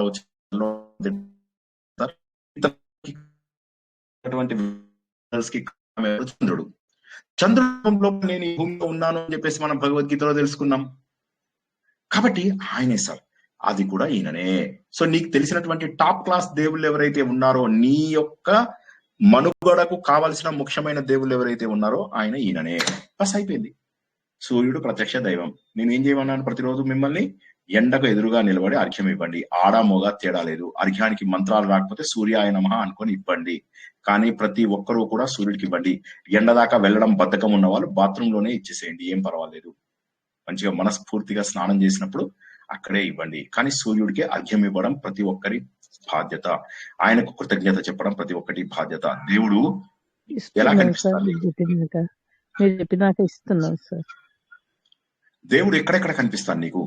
దేవుడు నీకు కనిపిస్తాడు సూర్యుడు రూపంలో, దేవుడు నీకు కనిపిస్తాడు చంద్రుడి రూపంలో, దేవుడు నీకు కనిపిస్తాడు వర్షం రూపంలో, దేవుడు నీకు కనిపిస్తాడు అగ్ని రూపంలో, దేవుడు నీకు కనిపిస్తాడు చెట్లు చేమల రూపంలో, దేవుడు నీకు ప్రత్యక్షంగా కనిపిస్తాడు తల్లిదండ్రుల రూపంలో, నిజమైనటువంటి గురువు రూపంలో దేవుడు ఖచ్చితంగా కనిపించి తీరుతాడు. కాబట్టి నీకు దేవుడు దూరంగా లేడు, నువ్వు దూరం చేసుకుంటున్నావు. నీ మూర్ఖత్వం వల్ల, మూఢత్వం వల్ల భగవంతుని దూరం చేసుకుంటున్నావు. కానీ దేవుడు మనందరికీ కూడా చాలా దగ్గరలో ఉన్నటువంటి వాడే. ఆయన మనకెవ్వరికీ కూడా దూరంగా లేడు. కాబట్టి ఆయన మహానుభావులు అయినటువంటి వాళ్ళ గురించి ఎవరైతే చెప్తున్నావో వాళ్ళందరూ కూడా ఈయననే. నువ్వు తెలిసినటువంటి నీ గొప్ప గొప్ప దేవుళ్ళని ఎవరైతే చెప్తున్నావో అవన్నీ కూడా సూర్యుడే. రామ గుర్తించుకో, అందరు దేవతల స్వరూపం ఆయననే. ఆ అందరి దేవతల స్వరూపమైనటువంటి సూర్యుడు ఎవరైతే ఉన్నాడో ఆయననే నీ హృదయంలో ఉన్నాడు. అంటే నువ్వెంత శక్తిమంతుడివి. నిన్ననే మనము వెంకటేశ్వరరావు గారు అడిగిన ప్రశ్నకి మనం జవాబు చెప్పుకున్నాం.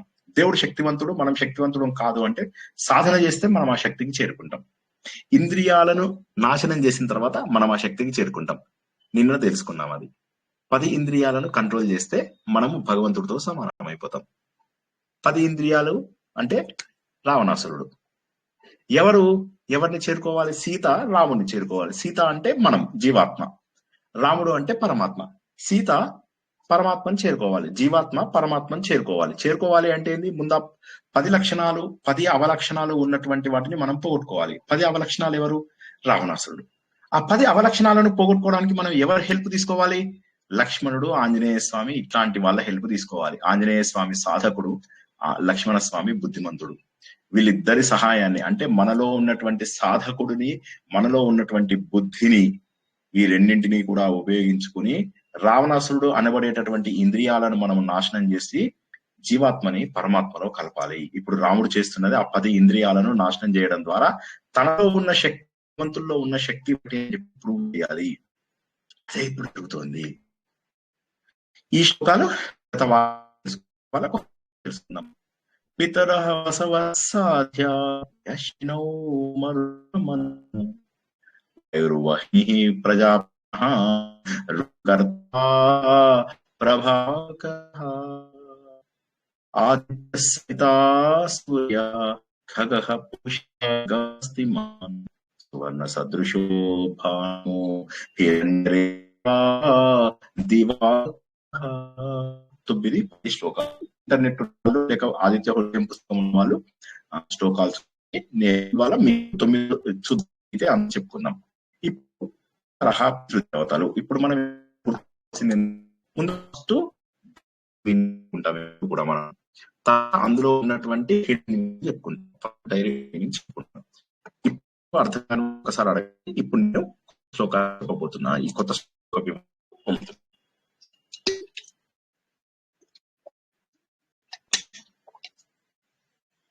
అందరికీ అర్థమైందా?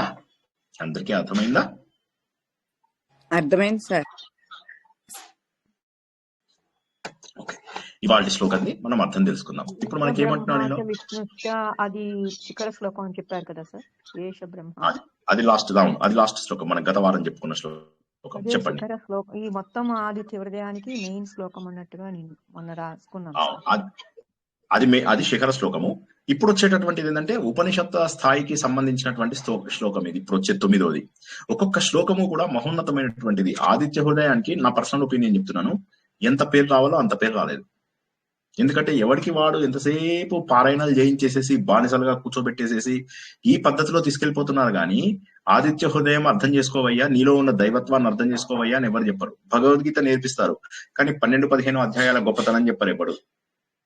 సో అదృష్టం అది. ఇప్పుడు మనం ఏంటంటే 8-9 శ్లోకాలు అన్నిటికంటే గొప్పవి అని గత వారం తెలుసుకున్నాం. శిఖర శ్లోకం అయిపోయింది. ఇప్పుడు ఉపనిషత్తులకు సమానమైన శ్లోకాన్ని తెలుసుకోబోతున్నాం. ఓకేనా?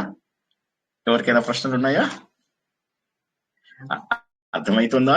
సార్ మస్తు నిద్ర. అర్థం మాట పక్కన పెట్టండి సార్, మాకు జీవితం చాలా ప్రశాంతంగా ఉంది సార్. నిద్ర మాత్రం లేకుండా బ్యూటిఫుల్ గా నిద్రపోతున్నాం.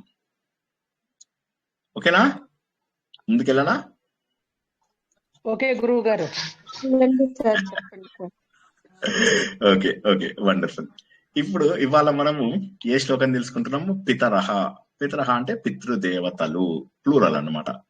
మనకి ఇక్కడ ఏంటి, పితృదేవతల గురించి మనం ఎందుకు తెలుసుకోవాల్సి వస్తుంది? ఎందుకంటే పితృదేవతలు అనేవాళ్ళు ప్రతి ఒక్కరికి ఇంపార్టెంట్. పితృదేవతలు అంటే మన తల్లి తండ్రి అని అనుకుంటాం కదా, మన తల్లి తండ్రి కాదు పితృదేవతలు అంటే. పితృదేవతలు అనేటటువంటి ఒక సెపరేట్ డిపార్ట్మెంట్ ఉంది. ఆ డిపార్ట్మెంట్ వాళ్ళు ఏం చేస్తారంటే మనం చేసినటువంటి కర్మలకు అనుగుణంగా మన అన్ని జన్మలకు వస్తుంది. ఇప్పుడు ఇవాళ మీరు ఇక్కడ పిండం పెట్టారు, పెడితే ఏమవుతుంది? ఆ పిండము పితృదేవతల డిపార్ట్మెంట్కి వెళ్తుంది, మన తల్లిదండ్రులకు వెళ్ళదు. పితృదేవతల డిపార్ట్మెంట్ వాళ్ళు ఏం చేస్తారు? దాన్ని ఓపెన్ చేస్తారు. అరే ఇది ఎవరికి రాస్తుంది? ఫలానా వాడు. ఇప్పుడు ఎక్కడున్నాడు వాడు? ఆఫ్రికాలో ఉన్నాడు. ఓకే చలో ఆఫ్రికాకు పంపించని ఆఫ్రికాకు పంపిస్తారు. ఇంకో పార్కెట్ చూస్తారు, వీడియో ఎక్కడ ఉన్నాడు? అరే ఇప్పుడు ఈయన సౌత్ అమెరికాలో ఉన్నాడండి, చలో సౌత్ అమెరికాకు పంపించు. ఇంకొంతమంది వీడెక్కడున్నాడు? సార్ గజ్జి కుక్కలాగా ఉన్నాడు, చలో ఈ రోజు ఫుడ్ పంపించేసాయి. అది కూడా జరుగుతుంది. ఎలా ఉన్నారో తెలియదు, మన పితృదేవతలు ఎలా స్టేజ్ లో ఉన్నారో కూడా తెలియదు మనకు. కానీ మనం చేసేటటువంటి కార్యాలన్నీ కూడా పితృదేవతల ద్వారా దే గెట్ ట్రాన్స్ఫర్ అయ్యి వాళ్ళకు ఇవి అందుకుంటారు అన్నమాట వాళ్ళు. ఓకేనా? వాళ్ళు పునర్జన్మ తీసుకొని ఉంటారు కదా గురువు గారు. పితృదేవతలు పునర్జన్మ తీసుకుంటారు కదా. పితృదేవతలు కాదమ్మా, పితృదేవతలు అనేటటువంటిది దేవతల డిపార్ట్మెంట్. పితృదేవతలు అంటే మీ అమ్మా నాన్న ఎవరైతే ఉంటారో, మీ అమ్మా నాన్న, మీ అమ్మా నాన్నల అమ్మా నాన్నలు, వాళ్ళ అమ్మా నాన్నలు, వాళ్ళని దేవతలు అనరమ్మా. వాళ్ళని వాళ్ళ తాతలు ముత్తాతలు అని వాళ్ళని మనలాంటి మనుషులు వాళ్ళంతా కూడా. వాళ్ళు పితృదేవతలు కాదు. వాళ్ళు జన్మలు తీసుకోవచ్చు, వాళ్ళకున్న ప్రారంధాన్ని బట్టి జన్మలు తీసుకుంటారు. కానీ మనం పెట్టేటటువంటి పిండం ఏమైతుంది? ఇప్పుడు మా నాన్నగారికి, మా తాతగారికి, మా ముత్తాత గారికి నేను పెడతాను. కొద్దిగా జాగ్రత్తగా పట్టుకోండి, 15 నిమిషాల్లో మనకు అయిపోతుంది శ్లోకం, కానీ కొద్దిగా గట్టిగా పట్టుకోండి. ఆ పెట్టింది ఏమవుతుంది? డైరెక్ట్ గా వెళ్ళిపోదు వీళ్ళకి. వీళ్ళు ఎక్కడున్నారో తెలియదు, అసలు ఇంకా జన్మ ఎత్తకపోయి కూడా ఉండొచ్చు. అందుకోసం ఏం చేస్తారంటే, నేను పంపించింది ఫస్ట్ పితృదేవతలు అని దేవతలు కొంతమంది ఉంటారు. అర్యముడు, శ్రీకృష్ణుడు భగవద్గీతలో చెప్పాడు, అర్యముడను నేనే, పితృదేవతలలో అర్యముడను నేనే అని. మెత్తగా వేడిగా ఉన్న వస్తువులు పితృదేవతలకు పెట్టాలి అని చెప్పేసి ఒక మీనింగ్ చెప్పాను నేను అర్యముల గురించి చెప్పినప్పుడు. జ్ఞాపకం ఉందో లేదో అందరికీ, అది మనం భగవద్గీతలో తెలుసుకున్నాం. సో ఆ పితృదేవతలు అనేది ఒక డిపార్ట్మెంట్. ఆ డిపార్ట్మెంట్కి వెళ్తుంది, పోస్టల్ డిపార్ట్మెంట్ లాంటి డిపార్ట్మెంట్. ఆ డిపార్ట్మెంట్కి వెళ్తుంది. ఆ డిపార్ట్మెంట్ వాళ్ళు ఏం చేస్తారంటే అది ఓపెన్ చేసి చూస్తారు కవరు. ఎవరికి ఇవ్వాలి? ఓ దర్బార్ నరసింహారావు గారు, ఈయన ఎక్కడున్నాడు? ఓ ఈయన ఆల్రెడీ స్వర్గలోకంలో ఉన్నాడు, చలో ఈయనకి రంభ ద్వారా మనం ఒక అమృతం పంపిద్దాం అని చెప్పేసి పంపిస్తారు. మా నాన్నగారు అప్పటికే అమృతం దాగుంటాడు, రంబొచ్చి ఇంకో కొద్దిగా దాగండి సార్ మంచిగా ఉంది, మీ అబ్బాయి పంపించాడు అని చెప్పిస్తుంది అనమాట. లేదు మా నాన్నగారు అమెరికాలో పుట్టారనుకో, పుడితే ఆయనకు బర్గర్ రూపంలో దొరకచ్చు, ఏ ఇటలీలో పుడితే పిజ్జా రూపంలో దొరుకుతుంది. పితృదేవతలు పంపిస్తారు, అది ఎవరికి పంపించాలో వాళ్ళకి పంపిస్తారు. కాబట్టి మన తల్లిదండ్రులను పితృదేవతలు అనరు. మన తల్లిదండ్రులు మామూలుగా మనలాంటి వాళ్ళు.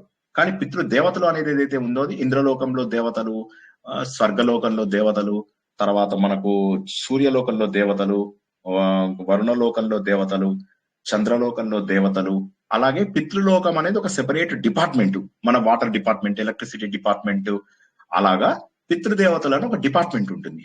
మనం చేసేదంతా కూడా పితృదేవతల డిపార్ట్మెంట్ కి వెళ్ళి అక్కడి నుంచి మన పితరులు ఎవరైతే ఉన్నారో అంటే మన తండ్రి, మన తాత, మన ముత్తాత, మన తల్లి, మన తల్లిగారి అత్తగారు, మళ్ళీ వాళ్ళ అత్తగారు, అంటే ఒకే ఫ్యామిలీ నేమ్ ఉండాలి. ఒకే ఫ్యామిలీ నేమ్ ఉండే వాళ్ళకి పెడతాం మనం, ఎవరికి పడితే వాళ్ళకి పెట్టాం. వసురూపం, రుద్రరూపం, ఆదిత్య రూపం అని 3 రూపాలలో పెడతాం అన్నమాట. ఇప్పుడు ఎక్కువ మాట్లాడితే అదే ఎక్కువసేపు చెప్పాల్సి వస్తుంది. ఇంతవరకు అర్థమైతే చాలు. ప్రశ్న అడిగిన వారికి అర్థమైందా? ఎవరు అడిగారో నేను చూసుకోలేదు. ఓకే, సరే. నెక్స్ట్, వారు పితృదేవతలు. పితృదేవతలు అంటే ఎవరు? పితృదేవతలు అంటే ఎవరు?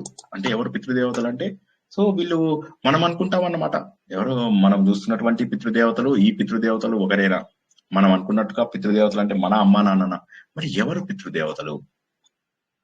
అంటే తల్లిదండ్రులా? కాదు. మరి ఎవరు పితృదేవతలు అనేవారు? ఎవరైతే ఉంటారో వారు అక్కడ మనం ఇచ్చినటువంటి వాటన్నింటినీ తీసుకుని వాటన్నింటినీ మళ్ళీ మన పితరులకు అందించేటటువంటి వాళ్ళు.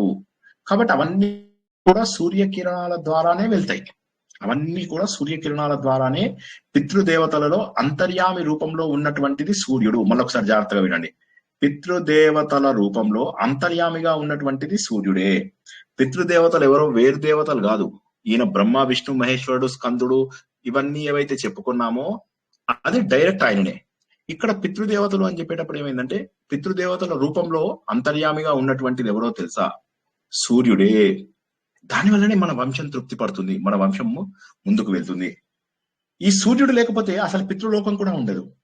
ఆ లోకానికి వెలుగునిచ్చేటటువంటిది సూర్యుడే అని చెప్పేసి మన వేదంలో కూడా చెప్పుకుంటాం, ఋగ్వేదంలో కూడా చెప్పుకుంటాం. పితృదేవతల లోకానికి వెలుతురిచ్చేదేవదు సూర్య భగవానుడు. ప్రత్యక్ష దేవుడైనటువంటి సూర్య భగవానుడు అంతర్యామిగా పితృలోకంలో లేకపోతే మన వంశం మూలాలు నడవవు. కాబట్టి ఈయననే పితృదేవతల యొక్క అంతర్యామిగా ఉన్నటువంటి శక్తి. తర్వాత వచ్చేది వసవహ. వసవహ అనే దానికి చాలా అర్థాలు ఉన్నాయి. వసవహ అంటే వసువులు, సంపదలు ఇచ్చేవాళ్ళు. ఓకే, ఈ సంపదలు ఇచ్చేవాళ్ళు ఎవరు? ఇది మనం వసువు అనే దానికి ఉండేవాళ్ళు అన్నటువంటి మీనింగ్, అంటే మన లోపల ఉండేవాళ్ళు అన్నటువంటి మీనింగ్. వస అంటే ఉండడం. ఒక దగ్గర బస చేస్తాను చూడు, బసని వస అంటాం అన్నమాట. వసించడము అంటాము, నివసించడము, వసించడం, వస. ఈ 8 మంది ఎవరు? అష్ట వసువులు అని చెప్పేసి ఉన్నారు. వీళ్ళు మనకు సంపదలు ఇచ్చేటటువంటి వాళ్ళు. ధ్రువుడు, ద్యవుడు, సోముడు, ఆపుడు, వైశ్వానరుడు, అనిలుడు, ప్రత్యూషుడు, ప్రభాసుడు అని చెప్పేసి ఒక 8 మంది ఉంటారు. ఇందులో ప్రభాస్ అనే అతను మనందరికి బాగా తెలిసిన అతను భూలోకంలో అతని పేరేంటి? ప్రభాసుడి పేరు భీష్మ పితామహుడు. సో అతను అన్నమాట. సో ఈ ఎవరైతే ఉంటారో అంటే పితృదేవతల రూపంలో అంతర్యామిగా ఉన్నటువంటిది కూడా సూర్యుడే. ఈ వసవులు ఎవరైతే అష్టవసవులు ఉన్నారో, అష్టవసవులు ఎవరు? మన దేవతలు. అందులోపల ధ్రువుడు, ద్యవుడు, సోముడు, ఆపుడు, వైశ్వానుడు, అనిలుడు అని చెప్పి ఎవరైతే ఉన్నారో ఆ 8 మంది కూడా సూర్యుడు ఉన్నారు. ఎలా ఉన్నాడండి వీళ్ళందరి మధ్యలో సూర్యుడి నుంచి వీళ్ళందరిలో అంటే భూమి, నీరు, అగ్ని, వాయువు, ఆకాశం, తను, చంద్రుడు, నక్షత్రాలు ఇవన్నీ కూడా ఈ 8 మంది యొక్క శక్తులు. భూమిలో ఉన్న శక్తి వసు శక్తి. అందుకే భూమి ఏమంటారు? వసుంధర అంటారు. వసువులను, సంపదలను కాబట్టి వీటన్నిటిలో ఉన్నటువంటి శక్తి కూడా ఆయననే. పంచభూతాలు, చంద్రుడు, నక్షత్రం ఈ ఎందులో ఉన్న శక్తి ఎవరు? అది కూడా సూర్యుడే. వస్తువులందరూ ఎవరో వేరే అనుకుంటున్నావు కాదు, వాళ్ళతో ఉన్నటువంటి శక్తి కూడా సూర్యుడే. నెక్స్ట్ సాధ్య అనేటటువంటి ఏంటంటే పూర్వకాలంలో అంటే వేదాలు చెప్పిన వీళ్ళని ఈ పూజించేటటువంటి జనరల్లీ జరగదు. సాధ్య దేవతలు అనేవారు ఎవరు అంటే చేసినటువంటి కార్యానికి సహాయపడేటటువంటి శక్తి రూపంలో లోపలికి వచ్చేవాళ్ళు. సూర్యుని యొక్క సంకల్ప శక్తికి వీళ్ళు ప్రతీకలు. వీళ్ళు సృష్టి అంటే ఎందుకు సృష్టి జరగాలి, సృష్టి పెరగాలి, నిదగాలి, అందరూ కూడా సాధ్య అంటే ఏంది? ఒక పనిని సాధించడము. ఆ పనిని కార్యసిద్ధిగా మార్చేటటువంటి దేవతలని సాధ్యులు అంటారు. అర్థమైందా? ఇంకోసారి చెప్పనా? మొహమాట పడద్దు. ఇప్పుడు సార్ చెప్పారు. ఇక్కడ సూర్యుడు ఏం చేస్తాడు సార్ సాధ్యాలు? సూర్యుడిలో ఉన్నటువంటి సంకల్ప శక్తి ఈ సాధ్య అనేటటువంటి శక్తి ఇస్తుంది అని చెప్పి చెప్తున్నారు ఇక్కడ. సాధ్య అంటే ఏంటి? సాధకుడిలో వచ్చినటువంటి శక్తి ఏదైతే ఉందో అది సాధ్య. సో ఆ సాధ్య అనేటటువంటి దాన్ని చేసేటటువంటి దేవతలని మనం వేదాల్లో తెలుసుకుంటాం కానీ నిత్య జీవితంలో వాళ్ళని పూజించం. వీళ్ళందరూ ఏంటంటే జరిగేటటువంటి ఈ ప్రపంచం యొక్క కార్యం ఏదైతే ఉంటుందో ఈ సృష్టి కార్యము, ఇందులోపల వాళ్ళు ఏంటంటే కార్యసిద్ధికై ప్రయత్నం చేస్తారు. కార్యసిద్ధి అంటే ఏంటి? సరిగ్గా వర్షాలు పడాలి, సరిగ్గా పంటలు పండాలి, సరిగ్గా సృష్టి జరగాలి, ఇవన్నీ చేసేటటువంటి దేవతలు అన్నమాట. అన్నిటినీ కూడా అన్ని పనులను సరిగ్గా జరిపేటటువంటి వీళ్ళు ప్రమోటర్స్ అంటారు. ఇంగ్లీష్ లోపల చెప్పాలంటే ప్రమోటర్స్ అంటే పని జరగడానికి మనకు సరిగ్గా తోడ్పడేటటువంటి వాళ్ళు. అర్థమైందా? వీళ్ళని మనం పూజించం, వీళ్ళని మనం మామూలు రోజులలో పూజించం, కానీ వీళ్ళు వేదాల్లో చెప్పినటువంటి ముఖ్యమైనటువంటి దేవతలు. ఏ పని చేసినా కూడా వీళ్ళ వల్ల అది సాధింపబడుతుంది. క్లియర్ ఉందా? అర్థమైందా? వీళ్ళని మనం నిత్య జీవితంలో పూజించట్లేదు సాధ్యులను, కానీ వీళ్ళు వేదాల్లో చెప్పినటువంటి దేవతలు. మనం ఋగ్వేదం తెలుసుకుంటున్నాం కాబట్టి అందులో ఒక రోజు తెలుసుకుందాం. సాధ్య దేవతలకు ఉన్నటువంటి సూక్తాలు కొన్ని తెలుసుకుందాం. ఈ సాధ్య దేవతలు ఏంటంటే ఏ పనైనా సరే మన సృష్టికి సంబంధించింది అయితే అది అనుకూలంగా వెళ్లేలాగా చేస్తాయి. క్లియర్? ఆ సాధ్యులు కూడా ఎవరో కాదు, వాళ్ళందరూ కూడా సూర్యుడి యొక్క సంకల్ప శక్తి అని చెప్పేసి చెప్తున్నాడు ఇక్కడ. అర్థమైందా? ఇంకోసారి మొత్తం 3 చెప్పనా? కార్యానికి పడతారు. సూర్యుడిలో ఉండే సంకల్ప శక్తిని సాధ్య అంటారు. అవును, సాధ్య అని అంటాము.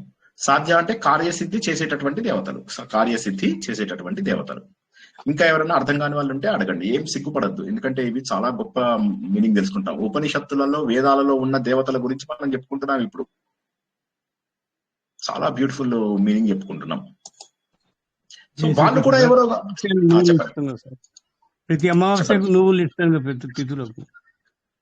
ఇప్పుడు అది వెళ్ళిపోయింది, పితృదేవతలు అది వెళ్ళిపోయింది. ఇప్పుడు మనం మాట్లాడుతున్నది సాధ్య అనేటటువంటి దేవతలు. ఇప్పుడు మీరు అడుగుతున్నటువంటి ప్రశ్న పితృదేవతల్లా. అమావాస్య తిలాతర్పణం అంటారు, అది ఇవ్వాలి, ప్రతి ఒక్కరు ఇవ్వాలి, తప్పదు. ప్రతి అమావాస్య నాడు మన పితృదేవతలను ఉపయోగించి తిలాతర్పణం ఇస్తాం, అది పితృదేవతలకు. ఇప్పుడు మనం తెలుసుకుంటున్నది సాధ్య అనేటటువంటి దేవతలు. మీ ప్రశ్న దేనికి సంబంధించింది?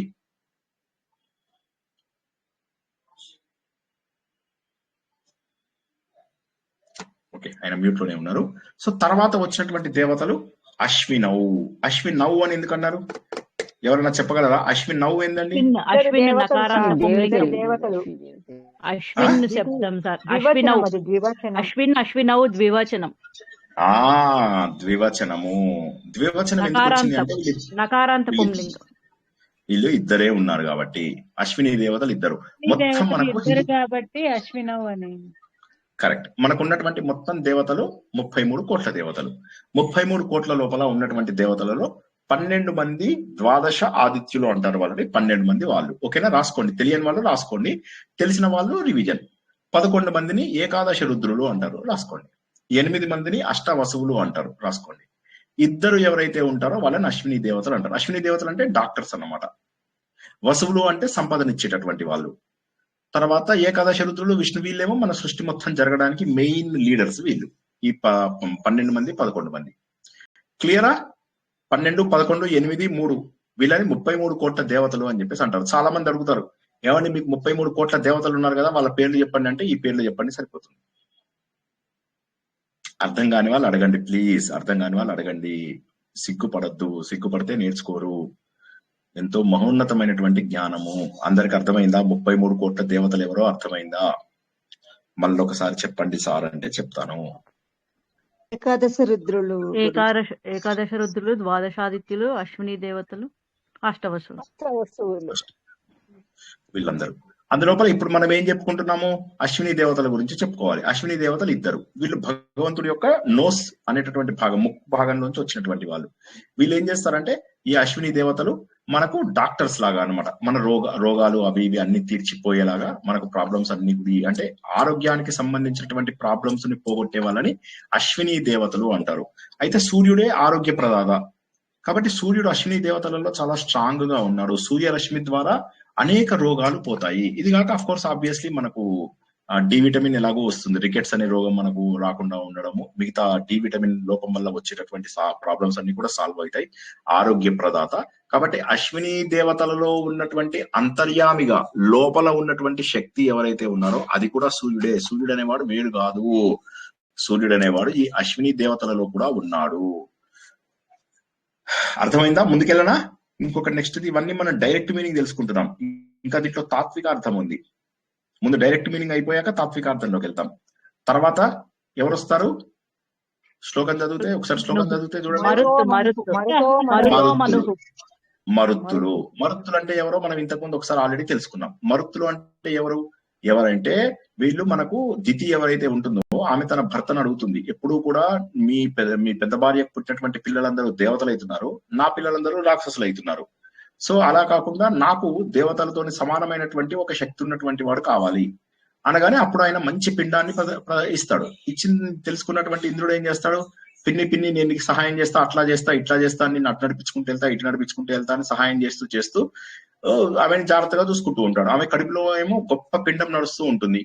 అయితే ఈయన ఏం చేస్తాడు? సమయాన్ని బట్టి కొడదామని. అయితే భర్త ఏం చెప్తాడు కశ్యపుడు, నువ్వు గనక తప్పు పనులు చేస్తే, అంటే ఈ జుట్టు ఇట్లా విరబోసుకున్నా, లేకపోతే బాత్రూమ్కి వెళ్ళి వచ్చి కాళ్ళు గడుపుకోకపోయినా, ఇలాంటివి ఏమైనా తప్పు పనులు కొన్ని ఉంటాయి. తప్పు పనులు, సాయంత్రం పూట నిద్రించినా, సాయంత్రం పూట అన్నం తిన్నా, ఇలాంటివి ఏమైనా చేస్తే మాత్రం నీకు చెడు జరుగుతుంది అని చెప్తాడు. అంటే ఎవరు ఆ చెడు పనులు చేయకూడదు అని చెప్తే సరే అని వీడు జాగ్రత్త పడుతుంది. ఒకరోజు మాత్రము కాళ్ళు కడుక్కోకుండా ఉంటుంది. అప్పుడు ఏం చేస్తాడంటే ఇంద్రుడు ఆమె కడుపు లోపల ప్రవేశించి ఆ పిండాన్ని ముక్కలు ముక్కలుగా కొడతాడు. చచ్చిపోయింది అనుకునేసరికి తీరా చూస్తే 7 ముక్కలు అయితే అందరూ ఏడవడం మొదలెడతారు. మారుదా అంటాడు. మారుదా అంటే ఏడవమాకండి అని చెప్తాడు.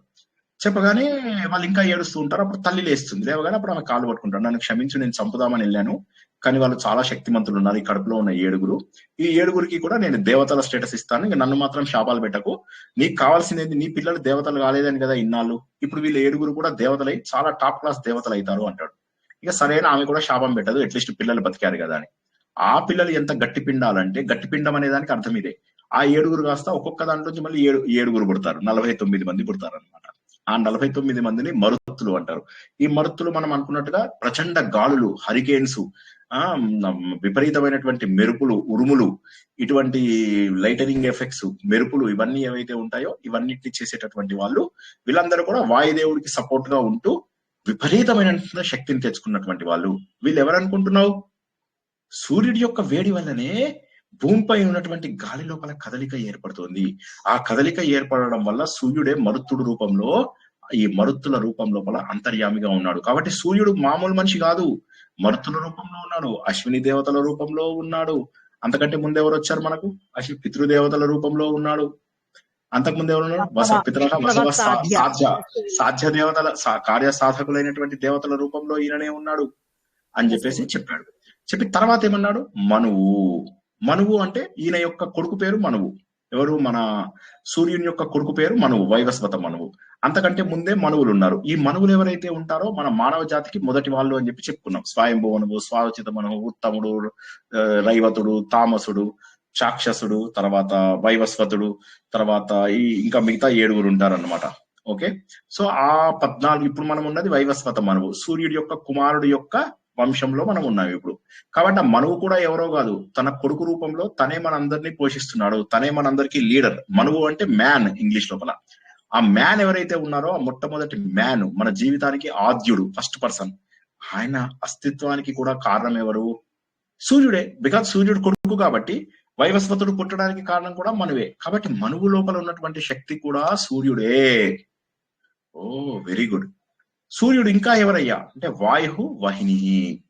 వాయువు అంటే మనందరికీ తెలిసినటువంటి వాయుదేవత, ఎవరైతే ఇందాక మరుత్తులతోని ఉంటాడు అని చెప్పేసి తెలుసుకున్నామో ఆయన. వహిని అంటే అగ్ని. అగ్ని అంటే డైరెక్ట్ అగ్ని అని చెప్పకూడదు. యాక్చువల్ గా ఏం చేస్తామంటే మనం అగ్ని దేవతలకు హవిస్సులు సమర్పిస్తాం. ఆ సమర్పిస్తే దాన్ని తీసుకెళ్లి ఏ దేవతలకు సంబంధించింది ఆ దేవతలకు ఇస్తాడు. ఇగో ఇది ఇంద్రుడిది, ఇగో ఇది వరుణుడిది, ఇగో ఇది అశ్విని దేవతలకి, ఇలా ఇచ్చేటటువంటి ఆ రూపాన్ని వహిని అంటారు. దీన్ని వన్హి అంటారు చాలా మంది. వహిని మీ ఇష్టం ఎలా అనుకున్నా సరే. ఆ వహిని అనేటటువంటి రూపంలో ఉన్నటువంటిది ఎవరో తెలుసా? అది కూడా సూర్యుడే.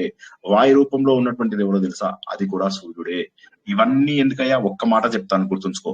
ఏంటంటే ఈయన ప్రజా ప్రాణ. మన అందరి లోపల ఉన్నటువంటి ప్రాణం ఆయననే. జీవులలో ఉన్నటువంటి ప్రాణం అంతా కూడా సూర్యుడే. సూర్యుడు లేదే ప్రాణం ఉండదు. మొత్తం శరీరంలో ఉన్నటువంటి ప్రాణం అంతా కూడా ఆయననే. మనందరి లోపల కూడా జీవశక్తి ఏదైతే ప్రాణశక్తి అని అంటామో, ఆ ప్రాణశక్తి కనుక బయటికి వెళ్ళిపోయిందంటే మనం ఉండం. ఆ ప్రాణశక్తి కూడా సూర్యుడే. ప్రాణ, ప్రజా అంటే ప్రజలు, ప్రాణ అంటే ప్రాణులు, ఈ వాళ్ళలో ఉన్నటువంటి ప్రాణము. ప్రజా అంటే మంచిగా జన్మించిన వాళ్ళు ఎవరైతే ఉంటారో ఆ జన్మించిన వాళ్ళందరిలో ఉండేటటువంటి ప్రాణం కూడా సూర్యుడే. ఇంకా ఎవరయ్యా సూర్యుడు? ఋతుకర్త. ఋతువులు ఏవైతే ఉంటాయో మనకు, ఋతువులన్నీ కూడా మనకు సూర్యుడి వల్లే ఏర్పడతాయి. చైత్రం వైశాఖంగా కలిపి వసంత ఋతువు, గ్రీష్మ ఋతువు, వర్ష ఋతువు, శరద్ ఋతువు, హేమంత ఋతువు, శిశిర ఋతువు. ఏదైనా మిస్ అయ్యానా? 6 చెప్పారా? అవి మిస్ అయినా మీరు రాసేసుకోండి. ఆ 6 ఋతువులను ఏర్పరిచేది సూర్యుడే. కాబట్టి ఋతుకర్త, ఋతువులను చేసేవాడు ఎవరో తెలుసా? అది కూడా సూర్యుడే. ఇవన్నీ కాదు, ప్రభాకరుడు. భా అంటే భాసిల్లతము, వెలగడము, జ్ఞానం ఇచ్చేది, నాలెడ్జ్ ఇచ్చేది, తెలివితేటలను ఇచ్చేది. ప్రభ గొప్పగా. ప్రా అంటే గొప్పగా, తిష్ట ప్రతిష్ట. ప్రభా. సో ప్రా అంటే చాలా గొప్పది అని చెప్పేసి మీనింగ్. జ్ఞానము, ప్రజ్ఞానము. ప్రా అంటే గొప్పదైనటువంటిది. ఇక్కడ ఏంటంటే మనము ప్రభా అంటే గొప్ప వెలుతురుని, అనంతమైనటువంటి జ్ఞానాన్ని మనకి ఇచ్చేటటువంటి దేవుడు ఎవరయ్యా అంటే అది కూడా ఈయననే. ఒకసారి మళ్ళీ మొత్తం శ్లోకం చదువుతా చూడండి. పితరో బసవస్సాధ్య అశ్వినౌ మరుతో మను వాయుర్వాహిని ప్రజాపాన ఋతుకర్త ప్రభాకర. ఏదన్నా పేరు మిస్ అయ్యామా? అందరినీ కవర్ చేసుకున్నామా?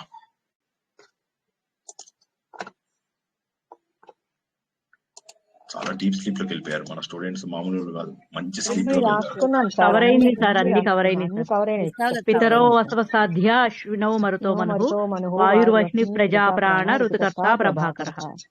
Very good. ఎవరైనా అర్థం కాని వాళ్ళు ఇప్పుడు ఏది అర్థం కాకపోయినా అడగండి. ఇంకా ఇది ఇవాళ మనం జస్ట్ వాళ్ళు ఎవరో తెలుసుకున్నాం అంతే. ఇది సూర్యుడు ఎలాగా, తత్వం ఏంటి, హిడెన్ మీనింగ్ ఏంటి. ఇప్పుడు ఏమంటున్నాడు? వీళ్ళందరిలో ఉన్న శక్తి తనే అన్నాడు. అందరిలో ఉన్న శక్తికి తత్వం కూడా తెలియాలి కదా మనకు. తత్వం అంటే దాని వెనకాల ఉన్న హిడెన్ మీనింగ్ ఏంటి. ఒకటే గుర్తుంచుకోండి, సూర్యుడు ప్రత్యక్ష దైవము. నీకు కనిపిస్తున్న గాలిలో, నిప్పులో, నీ ప్రాణంలో, నీ సంపదలలో, వసువు, మనుహు, నీ జాతికి హెడ్, ఇవన్నీ కూడా సూర్యుడే. నీ పితృదేవతలు ఏవైతే ఉంటారో ఆ పితృదేవతల యొక్క అంతర్యామిగా ఉన్నటువంటి దీననే, వసువుల రూపంలో ఉన్నటువంటి దీననే.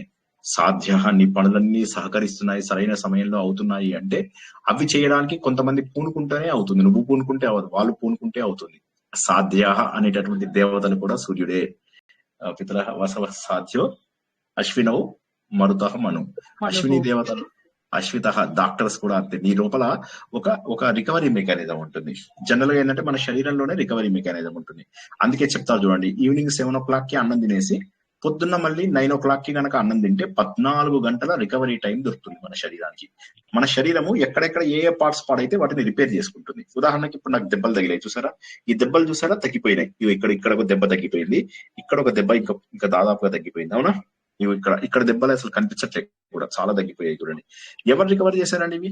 మందు కూడా రాయలేదు నేను. ఎలా తగ్గిపోయాయి? నా శరీరంలో రికవరీ మెకానిజం ఉంది. ఆ రికవరీ మెకానిజం ని అశ్విని దేవతలు అంటారు. డాక్టర్స్ మన శరీరంలో ఉన్నారు. వైట్ బ్లడ్ సెల్స్ ఏవైతే ఉన్నాయో అవి మనకి ఎలా అయితే పోరాటం, బయట నుంచి వచ్చేటటువంటి వాటి మీద పోరాడతాయి అవి. ఇదంతా కూడా డాక్టర్స్ మన శరీరంలోనే ఉన్నారు. అశ్వినౌ మనుహు అంటే మన అందరి యొక్క పుట్టుకకు కారణమైన వాళ్ళని మ్యాన్ అంటారు. మన పుట్టుకకు మన తండ్రి కారణం. మన తండ్రుల తండ్రుల తండ్రుల తండ్రుల తండ్రుల అందరికి మూలమైనటువంటి వాడు మనువు. మొట్టమొదట వచ్చినటువంటి మనువు పేరు స్వయంభూ మనువు, ఆ తర్వాత స్వారోచిష మనువు, ఆ తర్వాత రకరకాల మనువులు వచ్చి ఇప్పుడు మనం ప్రస్తుతానికి వైవస్వత మన్వంతరంలో ఉన్నాము. దీని తర్వాత 7 వస్తారు. సాపర్ణి అని చెప్పేసి వస్తాయి. ఇంద్ర సాపర్ణి, రుద్ర సాపర్ణి, బ్రహ్మ సాపర్ణి, విష్ణు సాపర్ణి, ఇలా రకరకాల మంది వస్తారు. ఇప్పుడు 7వ మన్వంతరంలో మనం ఉన్నాము. ఆ మనువు ఎవరో తెలుసా? అది కూడా సూర్యుడే. తర్వాత ఎవరండి? ఇంకెవరు తర్వాత? మనువు తర్వాత పితరః వసవసాధ్య వాయుర్వహిని ప్రభాకర. వాయు దేవత ఎవరు? మనకు ప్రాణ రూపంలో ఉండేటటువంటి ప్రజాప్రాణ, మనలో ఉన్నటువంటి శక్తి ఆయననే. వాయు రూపంలో ఉన్నటువంటిది ఆయననే. అగ్ని రూపంలో ఉన్నటువంటిది ఆయనే. మన శరీరం 98.4 degrees మెయింటైన్ అవుతుంది. దానికి కారణం ఎవరు? సూర్య భగవానుడే. ప్రజా ప్రాణ, మన లోపల ప్రాణం ఉంది. ఆ ప్రాణం తీసేస్తే పడకమని పడిపోతుంది. శరీరం ఏమన్నా నిలబడుతుందా? దీనికంతా నిలబడే శక్తి ఉందా? ఒకసారి ప్రాణం వెళ్ళిపోయిన తర్వాత దీన్ని పెట్టి కాల్చినా ఏమన్నది, ఇది ఐస్ డబ్బాలో పెట్టినా ఏమనదు. కొంతమందిని మార్చురీలలో రోజుల తరబడి ఉంచేస్తారు, రోజుల తరబడి మార్చురీలలో పెట్టేస్తారు, ఐస్ డబ్బాలలో. అలా ఉంటారు. ఏమన్నా వాళ్ళు అయ్యో తలుపు తెరవడం కొడతారా, టక్ టక్ టక్ టక్. మీ ఇప్పుడు ఇంట్లో సౌండ్ వస్తే భయపడి ఇదయ్యేవారు. జాగ్రత్తగా ఉండండి. ఇంట్లో సౌండ్ వచ్చిందంటే సార్ చెప్పాడు మార్చురీలోంచి సౌండ్ వచ్చిందని, మా ఇంట్లో కూడా ఫ్రిడ్జ్ లోంచి సౌండ్ వస్తుంది అని ఒక సినిమా వచ్చింది. అదేంటది, సబ్సే బడా కిలాడి అని ఒక సినిమా వచ్చింది. ఆ సినిమా లోపల హీరోయిన్ ఏం చేస్తుందంటే వాళ్ళ బాయ్ ఫ్రెండ్ తో కలిపి వాళ్ళ భర్తను చంపేసి ఒక ఫ్రిడ్జ్ లో పెడుతుంది అనమాట. పెట్టి వీళ్ళిద్దరూ హ్యాపీగా ఉంటారు. హ్యాపీగా ఉన్న తర్వాత ఏమవుతుంది, సడన్ గా ఒక రోజు వాళ్ళకి ఆ ఐస్ బాక్స్ నుంచి సౌండ్ వస్తుంది, టక్ టక్ టక్ టక్ టక్ టక్ అని. ఓకే, సో జాగ్రత్త, మీ ఇళ్లలో ఐస్ బాక్స్ మోగిందంటే అందులో దెయ్యాలు ఉన్నాయని లెక్క. ఈ రోజు నుంచి భయపడతారో ఏమో. ఫ్రిడ్జ్ దగ్గరికి వెళ్ళాలంటే భయం వేసేటట్టు చెప్తున్నారు సార్.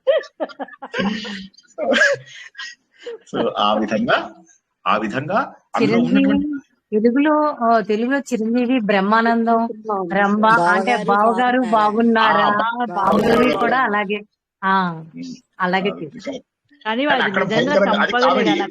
అదేమో కామెడీ. ఇప్పుడు నేను చెప్పిన సబ్సే బడా కిలాడి అక్షయ్ కుమార్, మమతా కుల్కర్ని, ఇది వాళ్ళది ఏంటంటే ఆ సినిమా నాకు అప్పటి లోపల all time favourite. So anyway, coming back to మన ఆదిత్య హృదయం. సో ఆ విధంగా అన్ని చోట్ల ఉన్నటువంటిది ఎవరు? భగవంతుడే. ఆ ప్రాణం లేకపోతే మనం ఐస్ డబ్బాలో పెట్టినా మనం ఏమనుకో, పడేసినా ఏమనుకోం, కాల్ చేసినా ఏమనుకో. మీ శరీరానికి శక్తి లేదు, మీరు గుర్తుంచుకోండి. మనం అందరం శరీరం కాదు, ఇందులో ఉన్నటువంటి సూర్యుడు. కాబట్టి ప్రతిరోజు అందరూ ఏం చేస్తారు? ఆదిత్య హృదయము చదవండి. ఏ మంత్రం చదవమని చెప్పారు? ఎవరికైనా జ్ఞాపకం ఉందా? రామ మహాబాహో సునృత్యం సనాతనం ఏన సర్వారిన్ వర్ష సమరే విజేష్యసి ఒకటి ఏష బ్రహ్మాచ విష్ణుశ్చ శివస్కంద ప్రజాపతి మహేంద్రోధనదకాలో యమసోమో హ్యపాంపతి. రైట్, ఇవి తప్పక చదవండి. ఈ 3 శ్లోకాలు ప్రతి ఒక్కరూ చదవాలి. నేను చదువుతాను, అన్ని గుర్తుంచుకుంటూ ఈ 3 శ్లోకాలు అందరూ బట్టి కొట్టండి. బట్టి కొట్టిన తర్వాత ఏం చేస్తారు? బట్టి కొట్టిన తర్వాత వీలైతే 4వ శ్లోకం కూడా యాడ్ చేసుకోండి, రశ్మి మంత్రం కూడా యాడ్ చేసుకోండి. యాడ్ చేసుకొని ఇక మిగతా 31 శ్లోకాలు ఉన్నాయి. ఇందులో 31 బట్టి కొట్టాల్సిన అవసరం లేదు, మీకు ఓపిక ఉంటే బట్టి కొట్టండి. 4 శ్లోకాలు మటుకు ప్రతిరోజు చదువుతూ భగవంతుడికి అర్ఘ్యం ఇవ్వండి. ప్రతిరోజు అర్ఘ్యం ఇవ్వండి. మీకు అర్ఘ్యం ఇవ్వడానికి సూర్యుడి దగ్గరికి వెళ్ళకపోతే శుభ్రంగా స్నానం చేసి బాత్రూమ్ లోనే అర్ఘ్యం ఇవ్వండి. ఎలా అర్ఘ్యం ఇస్తారో నేను చదువుతాను, వినండి. రామ రామ మహాబాహో శృణు గుహ్యం సనాతనం ఏన సర్వానరీన్ వత్స సపరే విజయిష్యసి రశ్మిమంతం సముద్యంతం దేవాసుర నమస్కృతం పూజయస్వ వివస్వంతం భాస్కరం భువనేశ్వరం ఏష బ్రహ్మా చ విష్ణుశ్చ శివస్కంద ప్రజాపతి మహేంద్రో ధనదః కాలో యమసోమో యపాంపతి పితరః వసవః సాధ్య అశ్వినౌ మరుతో మనుః వాయుర్వాహిని ప్రజాప్రాణః ఋతుకర్త ప్రభాకరః. ఇవి చదవండి. లేదా ఏష బ్రహ్మాచ విష్ణుశ్చ తర్వాత పితరో వసవ సాధ్య వదిలేసి, టైం లేని వాళ్ళు జస్ట్ దీనికంటే ముందున్నటువంటి సర్వదేవాత్మకో ఏష తేజస్వి రశ్మి భావనః ఏష దేవాసురగణాన్ లోకాన్ పాతి గభస్తిభిః. సో 3 శ్లోకాలు కానీ 4 శ్లోకాలు కానీ చదవండి. 3 శ్లోకాలు చదివేవాళ్ళు రామ రామ మహాబాహో చదవండి, రశ్మి మంత్రం చదవండి, సర్వదేవాత్మకో హేష ఈ 3 చదువుకోవచ్చు. లేదా టైం ఉండి 4 శ్లోకాలు చదువుదాం అనుకున్న వాళ్ళు రామ రామ మహాబాహో రశ్మి మంత్రం చదువుకోండి. తర్వాత ఏష బ్రహ్మాచ విష్ణుశ్చ ఒకటి, పితరః వసవః సాధ్య. ఎందుకు అనేది నేను వచ్చే వారం చెప్తాను. ఈ 4 ఎందుకు చదవాలి అనేది వచ్చే వారం చెప్తాను. ఆత్మసుఖము వీడి నీ ఆట కొరకు పాత్ర పోషణ చేసి సూత్రధారి విశ్రమించదని పాదం ఆశ్రయించి పరమ కరుణాంతరంగా శ్రీ పాండురంగ. జై శ్రీకృష్ణ. ఇప్పుడు కూడా ఎందుకు చదవమంటున్నాను అంటే అందరికీ అర్థమయ్యాయి, అర్థం చేసుకున్నారు కాబట్టి చదవమంటున్నా. అర్థం కాలేదనుకోండి చదవకండి, వెనక్కి వెళ్ళి అర్థం చేసుకొని ప్రవచనాన్ని మళ్ళీ విని అర్థం చేసుకుని చక్కగా దేవుడికి ఇస్తూ కూడా చూసుకోండి. రశ్మిమంతం సముద్యంతం, ఇలా చక్కగా ఇలాగా. సో దేవాసుర నమస్కృతం పూజయస్వ వివస్వంతం భాస్కరం భువనేశ్వరం. చక్కగా భక్తితో చదవండి మంచిగా. సూర్యుడి కంటే ప్రత్యక్ష దైవం లేడు, మీలోనే ఉన్నటువంటి ఆ శక్తిని అక్కడి నుంచి. గాయత్రి మంత్రంలో ఏం చెప్తాం? అంతే, అక్కడున్న దేవుడు ఇక్కడ ఉండాలి అని చెప్పి తెలుసుకుంటాం. సూర్యుడిని పూజిస్తాం. గాయత్రి లోపల సూర్యుడిలో ఉన్నటువంటి పరబ్రహ్మ రూపాన్ని మనం పూజిస్తాం. సవితా మండల అంటాం, సవితృమండల మధ్య అని చెప్పేసి మధ్యవర్తి అని కూడా చదువుతాం సూర్యుడు. సో ఏంటంటే ఏదైతే ఉందో అక్కడ ఉన్నటువంటి మహోన్నతమైనటువంటి శక్తి. సూర్యుడు లేకపోతే మనం ఎవరము లేము. ఒక్కసారి అర్థం చేసుకోండి. బానిసలుగా బతుకుతూ టైం వల్ల, అమ్మో నాకు టైం అయిపోయింది, నిద్రపోవాలి, టైం అయిపోయింది, ఆమాం తినాలి, అంతే ఇలా ఆలోచించకండి. అమ్మో నేను ఏం ఉద్యోగంకి వెళ్ళాలి, ఉద్యోగంకి వెళ్ళకపోతే ఏమవుతుంది, లాలా ఎలా పోసుకుంటా నేను, ఆమాం ఏం తింటాను అని బెంగపడద్దు. అన్ని భగవంతుడు చూసుకుంటాడు. మనం చేసే బాధ్యతలు నిర్లిప్తంగా చేస్తే చాలు, ఎక్కువ ఆనందంగా చేయగలుగుతాము. టెన్షన్ తక్కువ ఉన్నప్పుడు ఎక్కువ పని చేయగలుగుతాం. టెన్షన్ గా నువ్వు 6 runs కొట్టాలి అంటే కొట్టలేవు. కానీ ఏమి టెన్షన్ లేదు కొట్టు అంటే ఎవడన్నా వచ్చి లాస్ట్ బ్యాట్స్మెన్ కూడా 6 కొట్టగలడు. సో కాబట్టి టెన్షన్ లేకుండా పని చేయాలి అంటే దేవుడు మనలో ఉన్నాడు అని చెప్పి తెలపడమే. ఇంతసేపు కూడా ఆయన ఏం చెప్తున్నాడు? పోరాటం లోపల దేవుడు నీతో ఉన్నాడని గుర్తు తెచ్చుకో. పోరాటం లోపల దేవుడు నీతో ఉన్నాడని గుర్తు తెచ్చుకో. దేవుడు వేరే కాదు, ఎవరిదో కాళ్ళు పట్టుకుంటే ఎవడో ఇది చేయడు. నువ్వే దేవుడిని నమ్ముకుని ఆ దేవుడి శక్తి ద్వారా నువ్వు కొట్టు. వాడు ఎలా చేస్తాడు? ఆ సినిమా లోపల సుబ్బరాజు బలంగా అందరినీ ఎదిరిస్తాడు, ఎందుకంటే వాడి లోపలే శక్తి ఉంటుంది. మనం అందరం కూడా ఆ శక్తిని బయటికి తీయడానికి ఆశ్చర్యపోతాం. ఒక్కొక్కసారి మనకే అనిపిస్తుంది ఇంత చేయగలమా అని. నాకు మధ్యాహ్నం పూట 1 గంట అయినా పడుకోవడం అలవాటు. అలాంటిది నేను ఒక సమయం లోపల 48 గంటల పాటు మొత్తం సర్వీస్ చేస్తూ ఉన్నాం. ఒక చోట వరద బాధితులకు వెళ్తే చెన్నై లోపల 48 గంటల పాటు అన్నం లేదు, సున్నం లేదు, అలా కష్టపడుతూ వెళ్ళిపోతున్నాం. బురదలో దిగుతున్నాము, ఎక్కడెక్కడికో వెళ్తున్నాము. మధ్యలో నేను పడిపోయా ఒకసారి బురదలో, కాలు స్లిప్ అయిపోయి. అందరూ పడ్డారు, మళ్ళీ నా ఒక్కనే పడ్డా అనుకునేరు. నాకు సిగ్గుచేటు, అందరూ పడ్డారు. అబ్బాయి ఇప్పుడు కొద్దిగా హ్యాపీగా ఉంది, క్విక్ రికవరీ. సో అట్లాగా ఏమని చెప్తున్నానంటే 48 గంటలు ఎలా ఉన్నామంటారు? శక్తి ఆటోమేటిక్ గా వస్తుంది. దేవుణ్ణి పక్కన పెట్టుకుంటే శక్తి ఆటోమేటిక్ గా వస్తుంది. దైవ శక్తి మన లోపల సంకల్ప శక్తి, ఆ సంకల్ప శక్తే సూర్యుడు అని మనం ఇందాక తెలుసుకున్నాం. అందరికీ చక్కగా అర్థమైందని ఆశిస్తాను. సూర్య భగవానుడు ప్రత్యక్ష దైవం. ప్రతి ఒక్కరూ ఎవడో పీఠాధిపతి, ఎవడో మఠాధిపతి రక్షిస్తాడు, డబ్బులు ఖర్చు పెట్టుకొని నానా కష్టాలు పడి మనుజుడై పుట్టి మనుజుని సేవించి అనుదినము దుఃఖం అందనేలా. ఆలోచించండి ఒకసారి. మనిషిగా పుట్టావు, మనుజుని సేవిస్తూ ఎన్ని రోజులు దుఃఖాన్ని పొందుతావు? దేవుడు ఉన్నాడు కదా, ఆ దేవుడి శక్తిని ఆరాధించు, ఆ దేవుని శక్తిని ఆరాధించు. అంతే, అయిపోయింది నాది. మీరేమన్నా ప్రశ్నలు ఉన్నా, ఏమన్నా ఇంకేమన్నా చెప్దాం అనుకున్నా సమాధానం చెప్తాను. జై శ్రీకృష్ణ. సార్ ఎండలోనే ఇవ్వాలండి, నేను 4:45కి ఇచ్చేస్తానండి. ఇవ్వచ్చండి అలాగండి, తెల్లవారుజామునండి. ఇవ్వండి, 4:45కి ఇచ్చేస్తానండి. అర్ఘ్యం ఇవ్వండి, ఏం కాదు. సూర్యుడు ప్రపంచమంతా అన్ని సమయాల్లో ఉన్నాడు. సూర్యుడికి ఉదయం అస్తమించడం అనేది ఉండదు. ఉదయం అస్తమయాలు మనకే. జై శ్రీకృష్ణ. జనరల్ గా ఏంటంటే మనకేం చెప్తారంటే, కాస్త సూర్యుడు కనిపిస్తూ ఉంటే నీకు కాస్త ఉల్లాసంగా ఉంటుంది కాబట్టి సూర్యుడు ఉదయించాక సంధ్యావందనం చెయ్యమని చెప్పి చెప్తారు మాకు. సంధ్యావందనంలో సూర్యుడికి అర్ఘ్యం ఇచ్చే భాగం ఉంటుంది, అది మాత్రం సూర్యుడు వచ్చిన తర్వాత ఇవ్వు అని చెప్పి చెప్తారు. మిగతా పూజలన్నీ చేస్తాము, ఒక్క అర్ఘ్య భాగం మాత్రం సూర్యుడు వచ్చాక ఇవ్వు అంటారు. కానీ అది చెప్పడానికి కారణం ఏంటంటే మనకు ఆ సమయంలో ఉత్సాహం రావడానికి. కానీ మీరు 5ంటికే ఇస్తే 5ంటికే ఇవ్వండి, అట్లా తప్పేమీ లేదు. సూర్యుడు ప్రపంచంలో అన్ని వేళలా 24 గంటల పాటు ఆయన డ్యూటీలోనే ఉంటాడు. ఆయనను ఊహించుకుంటూ ఆయన యొక్క, కానీ ఉత్తగా ఇవ్వకండి. మీరు ఉత్తగా ఇచ్చినట్టయితే మానేయండి. నేను చెప్పిన శ్లోకాలు చదువుతూ వాటి అర్థాన్ని మనసులో పెట్టుకుని ఏష బ్రహ్మాచ విష్ణుశ్చ శివస్కంద ప్రజాపతి అలా ఊహించుకుంటూ ఈయననే సృష్టికర్త, ఈయననే మనల్ని పోషించేటటువంటి స్థితికర్త, ఈయననే మనల్ని కలుపుకునేటటువంటి లయకర్త, ఈయననే మహేంద్ర ధనదహ కాలహ. ఓకే, ఈయననే నా ఇంద్రియ శక్తి, ఈ భుజాలు ఇంద్రుడు, ఇలా ఊహించుకోండి. ఆ ఇంద్రియాలను ఇస్తున్నాను, ఇలా ఊహించుకోండి. ఏం ఊహించుకోవాలి? రాముడు రావణాసురుని ఇవన్నీ మీకు ఊహించుకోవడం కష్టమైతే రాముడు రావణాసురుని చంపుతున్నాడు. ఆ 10 ఏవైతే ఉన్నాయో ఆ 10 నా లోపల ఉన్నటువంటి ఇంద్రియాలు, ఆ 10 నాకు శత్రువు, వాటిపైన నేను ఆ 10 పైన నేను విజయం సాధించాలి అని ఊహించుకుంటూ ఇచ్చినా సరే. జై శ్రీకృష్ణ. కానీ ఇవ్వడం మాత్రం ఆపద్దు దయచేసి. మన స్టూడెంట్స్ అందరూ కూడా సూర్యుడికి అర్ఘ్యం ఇవ్వాలి. ఆడ మొగ తేడా ఉండదు, అందరూ ఇవ్వాలి. జై శ్రీకృష్ణ సార్. ఒక మాట సార్, నేను రోజు గాయత్రి మంత్రం చదువుకుంటూ ఇస్తాను సార్. మీకు గురువులు అలా గాయత్రి మంత్రం చదువుతూ ఇవ్వమంటే ఇవ్వచ్చు.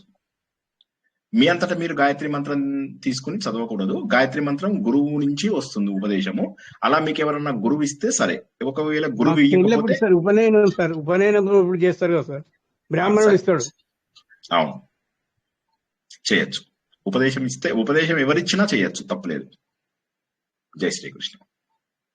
ఇంకా నచ్చిందా? అర్థమైందా? జై శ్రీకృష్ణ సార్. జై శ్రీకృష్ణ మేడం. ఈ క్లాస్ చాలా బాగుంది. ఎక్స్ప్లెనేషన్ అంతా చాలా బాగుంది సార్. క్లాస్ అసలు 2-3 సార్లు చదివాను నేను. నోట్స్ అంతా రాసుకొని చాలా బాగా అనిపించింది సార్. అంటే అంత చదివేటప్పుడు అంత తెలియదు, కానీ మీరు ఎక్స్ప్లెయిన్ చేస్తా ఉంటే దాని తత్వం అంతా చాలా బాగా అనిపించింది సార్. Thank you sir. జై శ్రీకృష్ణ. జై శ్రీకృష్ణ సార్. డైరెక్ట్ మీనింగ్ ఎంత బాగుంది సార్. తత్వం చెప్పినప్పుడు ఇంకెంత బాగుంటుందో అనిపిస్తుంది సార్. వచ్చే వారం అద్భుతమైనది. నేను అందుకే ఏమంటానంటే అందరూ నోట్స్ రాసుకోండి. నేను మాటికి చెప్తున్నాను కదా, నోట్స్ రాసుకోండి. కొంత పరిణతి వచ్చినా ఇక తర్వాత మీరు నోట్స్ రాయాల్సిన అవసరం ఉండదు. కొంత నోట్స్ మాత్రం అందరూ రాయండి. ఈ వారంలో మనం చెప్పుకుంటున్నటువంటి ఆత్మబోధ గాని, ఆదిత్య అన్నట్టు ఒక్క నిమిషం నేను మర్చిపోతాను. రేపు ఈవినింగ్ నాకు RSS మీటింగ్ ఉంది. నేను వచ్చేసరికి 9:30 అవ్వచ్చు. ఒకవేళ 9:30 అయితే మాత్రమే పురుష సూక్తం తీసుకుంటాను. 9:30కు రాలేకపోవడానికి ఎక్కువ ఛాన్సెస్ ఉన్నాయి. పెద్ద మీటింగ్ అది. ఒకవేళ కనుక నేను 10ంటికి వస్తే ఇక తీసుకునే ఓపిక ఉండదు. ఎందుకంటే రేపు ఆఫీస్కి కూడా వెళ్ళాలి, మళ్ళీ ఇది RTC క్రాస్ రోడ్ దగ్గర మీటింగ్ కి వెళ్ళాలి, మళ్ళీ అక్కడి నుంచి చలిలో ఏదో ఒకటి ఇంటికి రావాలి, బైక్ మీదనో కార్లోనో ఇంటికి రావాలి. ఓపిక ఉండకపోవచ్చు. రేపు అందరికి అవకాశము. మన రజనీ మేడం వాళ్ళు మీకు మళ్ళీ విష్ణు సహస్రనామం తీసుకుంటారు. అందరూ కూడా విష్ణు సహస్రనామాన్ని కంటిన్యూ చేయండి. నేను గనక 9:30కు వస్తే పురుష సూక్తం చెప్తాను. 9:30 కంటే ఒక్క నిమిషం దాటినా నేను చెప్పాను, ఇంకా నాకు ఓపిక ఉండకపోవచ్చు. ఇదొక్కటి రేపటి ఇంపార్టెంట్ ఇన్స్ట్రక్షన్, అందరూ గుర్తుంచుకోండి. 99.9% రేపు క్లాస్ లేనట్టే. ఎందుకంటే నాకు ఎప్పుడు కూడా మా మీటింగ్ 2 గంటలలో అయింది ఎప్పుడు ఉండదు. ఒకవేళ లక్కీగా రేపు కనుక అయిపోయిందంటే సంతోషం. నేను తప్పకుండా రేపు క్లాస్ తీసుకుంటాను. నేనైతే రెడీగా ఉంటాను. ఎప్పుడు ఏ క్షణంలో నిద్రలేపి చెప్పమన్నా చెప్తాను. నా ఫేవరెట్ టాపిక్స్ అన్ని కాబట్టి రేపు పురుష సూక్తంలో తర్వాత శ్లోకాన్ని తెలుసుకుంటాం. ఒకవేళ నేను వస్తే ఆ టైంకి, రాకపోతే విష్ణు సహస్రనామం మొత్తం రివిజన్ చేసుకోండి. చెప్పినవే చెప్పుకుంటూ రివిజన్ చేసుకోండి. మేడం మీకు ఏదైతే నోట్స్ కాదు, ఏదైతే యూట్యూబ్ లో ఏదైతే ఆన్లైన్ లోంచి ఇచ్చారో ఆ డెఫినేషన్స్ కనీసం గుర్తు పెట్టుకున్నా చాలు. నా వివరణ కూడా కొంత డిస్కస్ చేసుకోవడానికి ప్రయత్నం. జై శ్రీకృష్ణ. చెప్పండి ఇంకేమన్నా. జై శ్రీకృష్ణ సార్. జై నేను శ్రీకృష్ణ. ఈ రోజే స్టార్టింగ్ జాయిన్ అయ్యాను సార్. ఆదిత్య హృదయం 4 శ్లోకాస్ చెప్పారు కదా సార్. ఆ 4 శ్లోకాల నెంబర్ ఒకసారి చెప్పరా సార్? ఇప్పటి వరకు మనము ఎన్ని శ్లోకాలు తెలుసుకున్నాము? 8 శ్లోకాలు తెలుసుకున్నాం. ఇవాళ తెలుసుకున్న శ్లోకం నంబరు 9. ఓకేనా? మీరు అనేది ఆ శ్లోక ఒక్క నిమిషం ఆగండి. శ్లోకం నంబర్ అంటే నాకు నోటికి లేదు. శ్లోకం నంబర్ అనేది నోటికి లేదు. ఒక్క నిమిషం చెప్తాను ఆగండి. 3, 6, 7, 8, 9 sir. 3, 6, 7, 8, 9. Okay sir. Okay madam, thank you. ఇంకా కానీ అర్థంతో చెయ్యండి. మళ్ళీ నేను చెప్పేది ఒకటే, అర్థంతో చెయ్యండి. అర్థం లేకుండా అడ్డదిడ్డంగా చెయ్యకండి. ప్రతి ఒక్కటి అర్థం తెలుసుకున్న తర్వాతే చెయ్యండి. జై శ్రీకృష్ణ. ఇంకా ఇంకేమైనా ప్రశ్నలు ఉన్నాయా? ఇప్పటి వరకు ఆదిత్య హృదయం చదివేయడమే గాని అర్థం తెలుసుకోలేదండి. చాలా బాగా చెప్తున్నారండి. చాలా బాగా చెప్తున్నారు. జై శ్రీకృష్ణ. Thank you. పితరవస సార్ ఒకసారి చెప్తారా? ఏంటమ్మా? పితరవస శ్లోకం మీనింగ్ చెప్తారా ఒకసారి? ఇప్పుడు మళ్ళీ ఒకసారి చెప్పమంటారా? అదే టూకీగా, అదే షార్ట్ కట్ లో ఒకసారి. పితృదేవతలు ఆయననే, వసువులు అష్టవసువులు ఆయననే, అవునా? సాధ్య దేవతలు కూడా ఆయననే. పితృదేవతలు అంటే ఎవరు? పితృదేవతలు అనేది ఒక డిపార్ట్మెంట్ ఉంటుంది. మనము పితృదేవతలకు చేసే పూజలు ఏవైతే ఉంటాయో, మన తండ్రికి తాతకు వీళ్ళందరికీ మంచి దశలు కలగాలి అని చెప్పేసి చేస్తాము. చేసినప్పుడు ఏమవుతుంటది? పితృదేవతల డిపార్ట్మెంట్ కి వెళ్తుంది. వాళ్ళు చూసి మన పితృదేవత, మన తండ్రి తాత ముత్తాత వీళ్ళందరూ ఎక్కడ పుట్టారో చూసి అక్కడికి వారికి కావాల్సిన వస్తువులను పంపిస్తారు. గొడుగు ఇస్తే గొడుగు పంపిస్తారు, చెప్పులు ఇస్తే చెప్పులు పంపిస్తారు. అట్లా మనం ఏది ఇస్తే అది వాళ్ళకు తగ్గ రూపంలోకి మార్చి పంపిస్తారు. మీరు ఇక్కడ నుంచి అమెరికాకు పంపిస్తే అది డాలర్లలో కన్వర్ట్ అయ్యి లోకల్ గా అమెరికా నుంచి ఎవరైనా డాలర్స్ ఇండియాకు పంపిస్తే డాలర్లు రూపీస్ లోపల కన్వర్ట్ అయ్యి మన చేతిలోకి వస్తాయి. అదే విధంగా మీరు ఇక్కడి నుంచి పంపించినప్పుడు ఏమవుతుంది అంటే, మీరు ఇక్కడి నుంచి పంపించినప్పుడు అది మీరు పెట్టేది మామూలు పిండము తిలలే, కానీ అది పితృదేవతల దగ్గర కన్వర్ట్ అయ్యి అవతల వాళ్ళు పుట్టిన వాళ్ళు ఏం తింటే అదిగా సప్లై అవుతుంది. కుక్క కాబట్టి ఒక ఎముక రూపంలో దొరుకుతుంది. మనిషి రూపంలోకి వెళ్తే ఏ లోకంలో పుట్టాడో, ఏ రాష్ట్రంలో పుట్టాడో, ఏ దేశంలో పుట్టాడో అటువంటి ఆహారంగా మార్చి అందిస్తారు. వాళ్ళని పితృదేవతలు అంటారు. ఈ పితృదేవతలు అందరికంటే కూడా తొందరగా కూడా సాటిస్ఫై అవుతారు. ఎవరైతే వాళ్ళ అమ్మా నాన్నని బాగా చూసుకుంటారో, ఎవరైతే వాళ్ళ తల్లిదండ్రులని మంచిగా చూసుకుంటారో, ఎవరైతే తల్లిదండ్రులు మనల్ని వదిలేసి వెళ్ళిపోయిన తర్వాత వారికి సరైనటువంటి కార్యాలు చేస్తారో వారికి పితృదేవతలు వృద్ధి కారకులు. అందుకే మనము పితృదేవతలకు చేసేదాన్ని పితృమేధం అంటారు. ఏమంటారు? ప్రశ్న అడిగిన వాళ్ళు ఎవరో నాకు తెలియదు, వాళ్ళు ఒకసారి రిపీట్ చేయండి. నేను అన్నమాట పితృమేధం అనండి. పితృమేధ అండి. అశ్వమేధం లాగా పితృమేధం అంటారు దాన్ని. అశ్వమేధ యాగంతో సమానం అన్నమాట. అనండి ఒకసారి. పితృమేధం. సో అది అంటే అది అశ్వమేధ యాగంతో సమానం అన్నమాట. కాబట్టి మనలాంటి వారికి ఎక్కువ ఫలితాన్ని ఇచ్చేది ఏంటి అంటే, మనకు జన్మనిచ్చినటువంటి వారు, మన జన్మలకు మూలమైనటువంటి వారిని గుర్తుపెట్టుకోవడానికి. ఓకే, ఈ పితృదేవతలు. తర్వాత వసువులు అంటే మనకు సంపదలు ఇచ్చే వాళ్ళని వసువులు అంటారు. ఈ సంపదలు ఇచ్చేటటువంటి దేవతలు 8. ఆ 8 మంది దేవతల యొక్క ఇండైరెక్ట్ రూపం ఏంటంటే, ఇందాక చెప్పినట్టుగా భూమి, నీరు, అగ్ని, వాయువు, ఆకాశము, సూర్యుడు, చంద్రుడు, నక్షత్రాలు, వీళ్ళందరూ కూడా మనకు రకరకాల సంపదలను మనకు అందిస్తారు. వాటన్నిటిలో కూడా ఉన్నటువంటిది సూర్య భగవానుడే. నెక్స్ట్ సాధ్యాహ అంటే సాధ్య దేవతలు అని ఉంటారు. మీ పనులన్నీ కూడా చక్కబెట్టడానికి వారు సహాయం చేస్తారు. వీళ్ళని ఇంగ్లీష్ లోపల ప్రమోటర్స్ అంటారు. ప్రమోటర్ అంటే ఎవరు? పనిని ముందుకు తీసుకెళ్లేవాడిని ప్రమోటర్ అంటారు. మీ పనికి ఎవరైనా ఏజెంట్ని పెట్టుకుంటే తొందరగా అయిపోతుంది పని. అలాంటి ఏజెంట్స్ అన్నమాట. మీరు ఇక్కడికి వెళ్తారు, ఏది ఒక ఆఫీస్కి వెళ్తారు, వెళ్ళి అక్కడ ఒక ఏజెంట్ని పెట్టుకుంటే ఆ ఏజెంట్ ఏం చేస్తాడు? మీ పనిని తొందరగా జరిగేలాగా చేస్తాడు. చేస్తే ఆ ఏజెంట్ ని ప్రమోటర్ అంటాడు. ఆయన ఏం పని చేయడు, కానీ పని జరిగేలాగా ముందుకు తీసుకెళ్తాడు. కెమిస్ట్రీ తెలిసిన వాళ్ళకు కూడా ఈ ప్రమోటర్ అంటే తెలిసి ఉంటుంది అసలు. జై శ్రీకృష్ణ. ఈ మూడింటికి కూడా జవాబు చెప్పాను. అంతేనా మీ ప్రశ్న? జై శ్రీకృష్ణ. అంతే సార్, బాగా చెప్పారు. Thank you sir. జై శ్రీకృష్ణ. శ్రీకృష్ణ సార్, అందరూ కూడా సాధ్య అంటే మీడియేటర్ అని కూడా అనుకోవచ్చా? మీడియేటర్ కూడానా? Somebody who can promote the work, make things faster. మనకు అందులోపల ఏమంటారు వాటిని? మనకి ఇందులోపల మనకు వస్తువు ఫాస్ట్ గా జరగడానికి మనకు కెమిస్ట్రీ పని తొందరగా చేసేవాడు అండి. పని తొందరగా జరిగేలాగా చేసేవాడు. పనిని తొందరగా జరిగేలాగా చేసేవాడు. సాధ్య అంటే ఏంది? సాధించడం. ఆ సాధించడానికి నీకు ఉపయోగపడేవాడిని సాధ్య అంటారు. సాధ్యులు అంటే ఎవరు? నీ పనిని సులువుగా అయ్యేలాగా చేసేవాడు. కార్యసిద్ధి దేవతలు అని చెప్పారు. కార్యసిద్ధి దేవతలు. మళ్ళీ సంకల్ప శక్తి కూడా వాళ్ళే అని చెప్పారు. వీళ్ళు సూర్యుడి యొక్క సంకల్ప శక్తి అని చెప్పాను. వీళ్ళు సూర్యుడి యొక్క సంకల్ప శక్తి. అవును. సృష్టి కార్యానికి కూడా సహాయపడతారు. అంటే సూర్యుడి సంకల్పం వల్ల వచ్చిన వాళ్ళ సార్ ఈ కార్యసిద్ధి? కరెక్ట్. సూర్యుడికి తెలుసు ఏ పని ఎప్పుడు జరగాలి అని చెప్పి తెలుసు. ఈ పని ఇప్పుడు జరగాలి అనగానే ఆయన సంకల్పం చేయగానే ఆ పని ఫాస్ట్ గా జరిగిపోతుంది అన్నమాట. ఇప్పుడు వర్షం కురవాలి అనగానే తక్కువ అని చెప్పి వరుణదేవుడు వర్షం కురిపించేస్తాడు. అట్లాగా ఈ సాధ్య దేవతలు వెళ్ళి మన బాస్ కి కోపం వచ్చింది, తొందరగా వర్షం కురిపి అంటే తక్కువ అని కురిపించేస్తారు వాళ్ళు. అట్లా అన్నమాట. సో ఈ సాధ్య దేవతలు ఎవరైతే ఉన్నారో పని తొందరగా అయ్యేలాగా చేసేవాళ్ళు సాధ్య దేవతలు. జై శ్రీకృష్ణ. ఈయన సంకల్పించుకుంటారు. ఇప్పుడు నేను సూర్యుని అనుకుందాం ఉదాహరణ, ఇంకా సులువుగా చెప్తా. ఒక్క నిమిషం, కట్ అయింది. అది వెళ్ళిపడుతుంది.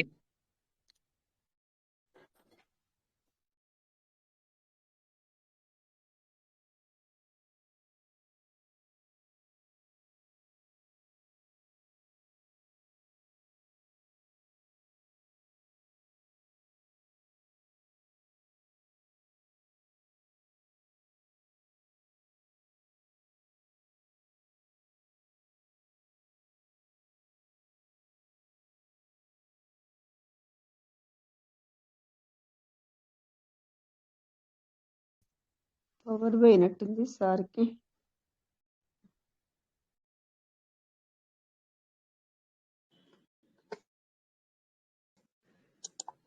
వినిపిస్తోందా నా గొంతు?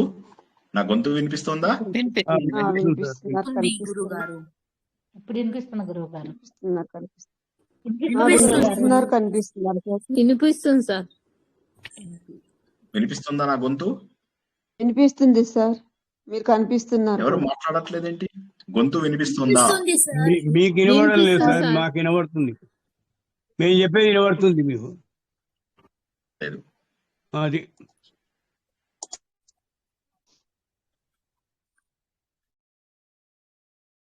నా గొంతు వినిపిస్తుందా? ఎవరైనా మాట్లాడండి. వినిపిస్తుంది సార్. Okay okay sir. సరే సరే. అయితే ఆ విధంగా ఇప్పుడు నేను సూర్యుడిని, నా వర్షం కూడా వాలి అనగానే ఇక్కడ సాధ్య దేవత పరిగెత్తుకుంటూ వెళ్ళిపోయి వర్షం చెప్తుంది, ఏయ్ వర్షం వర్షం అంటుంది. తక్కువ మనతో వర్షం కురిపిస్తాడు. అదే సాధ్య దేవత. సాధ్యం పని చేయడానికి సుఖంగా, నా సంకల్పం ద్వారా పని తొందరగా జరగాలి అని చెప్పి చేసేదాన్ని సాధ్య దేవతలు అంటారు. వీళ్ళు మనకు జనరల్ గా వేదాలలో చెప్పిన దేవతలే, వీళ్ళు మనకు బయట దొరకరు. శ్రీకృష్ణ. ఇంకా వండర్ఫుల్. అందరూ కూడా ఆలోచన ద్వారా భగవంతుడికి దగ్గరవుతారని చెప్పినటువంటి విషయాలన్నింటినీ వీలైనన్ని సార్లు పునశ్చరణ చేసుకుంటే తప్ప ఇవి అవగతం కావని, మళ్ళీ వచ్చే వారం ఇవన్నీ చెప్పడం అంటే మీ సమయమే వృధా అవుతుంది అని గుర్తుంచుకోవాలని, వీలైనన్ని సార్లు ప్రతి ప్రవచనాన్ని వింటేనే సాధ్యులం అవుతాం. మనం కూడాను పనిని ముందుకు తీసుకెళ్లిన వాళ్ళం అవుతాము. సాధకులం కావాలి, సాధ్యులుగా సిద్ధులుగా మిగలాలి అనేటటువంటి ఉద్దేశంతో ఈ రోజు ప్రవచనాన్ని ముగిస్తున్నాము. పునర్దర్శనం వీలైతే రేపు 9ంటికి మనకు 9:30కు నేను వస్తాను. అంతవరకు కూడా మీరందరూ విష్ణు సహస్రనామం ఒకసారి రివిజన్ చేసుకోండి. అంతవరకు కూడా శుభం భూయాత్. శుభరాత్రి. జై శ్రీకృష్ణ. జై శ్రీకృష్ణ గురువు గారు. జై శ్రీకృష్ణ గురువు గారు. జై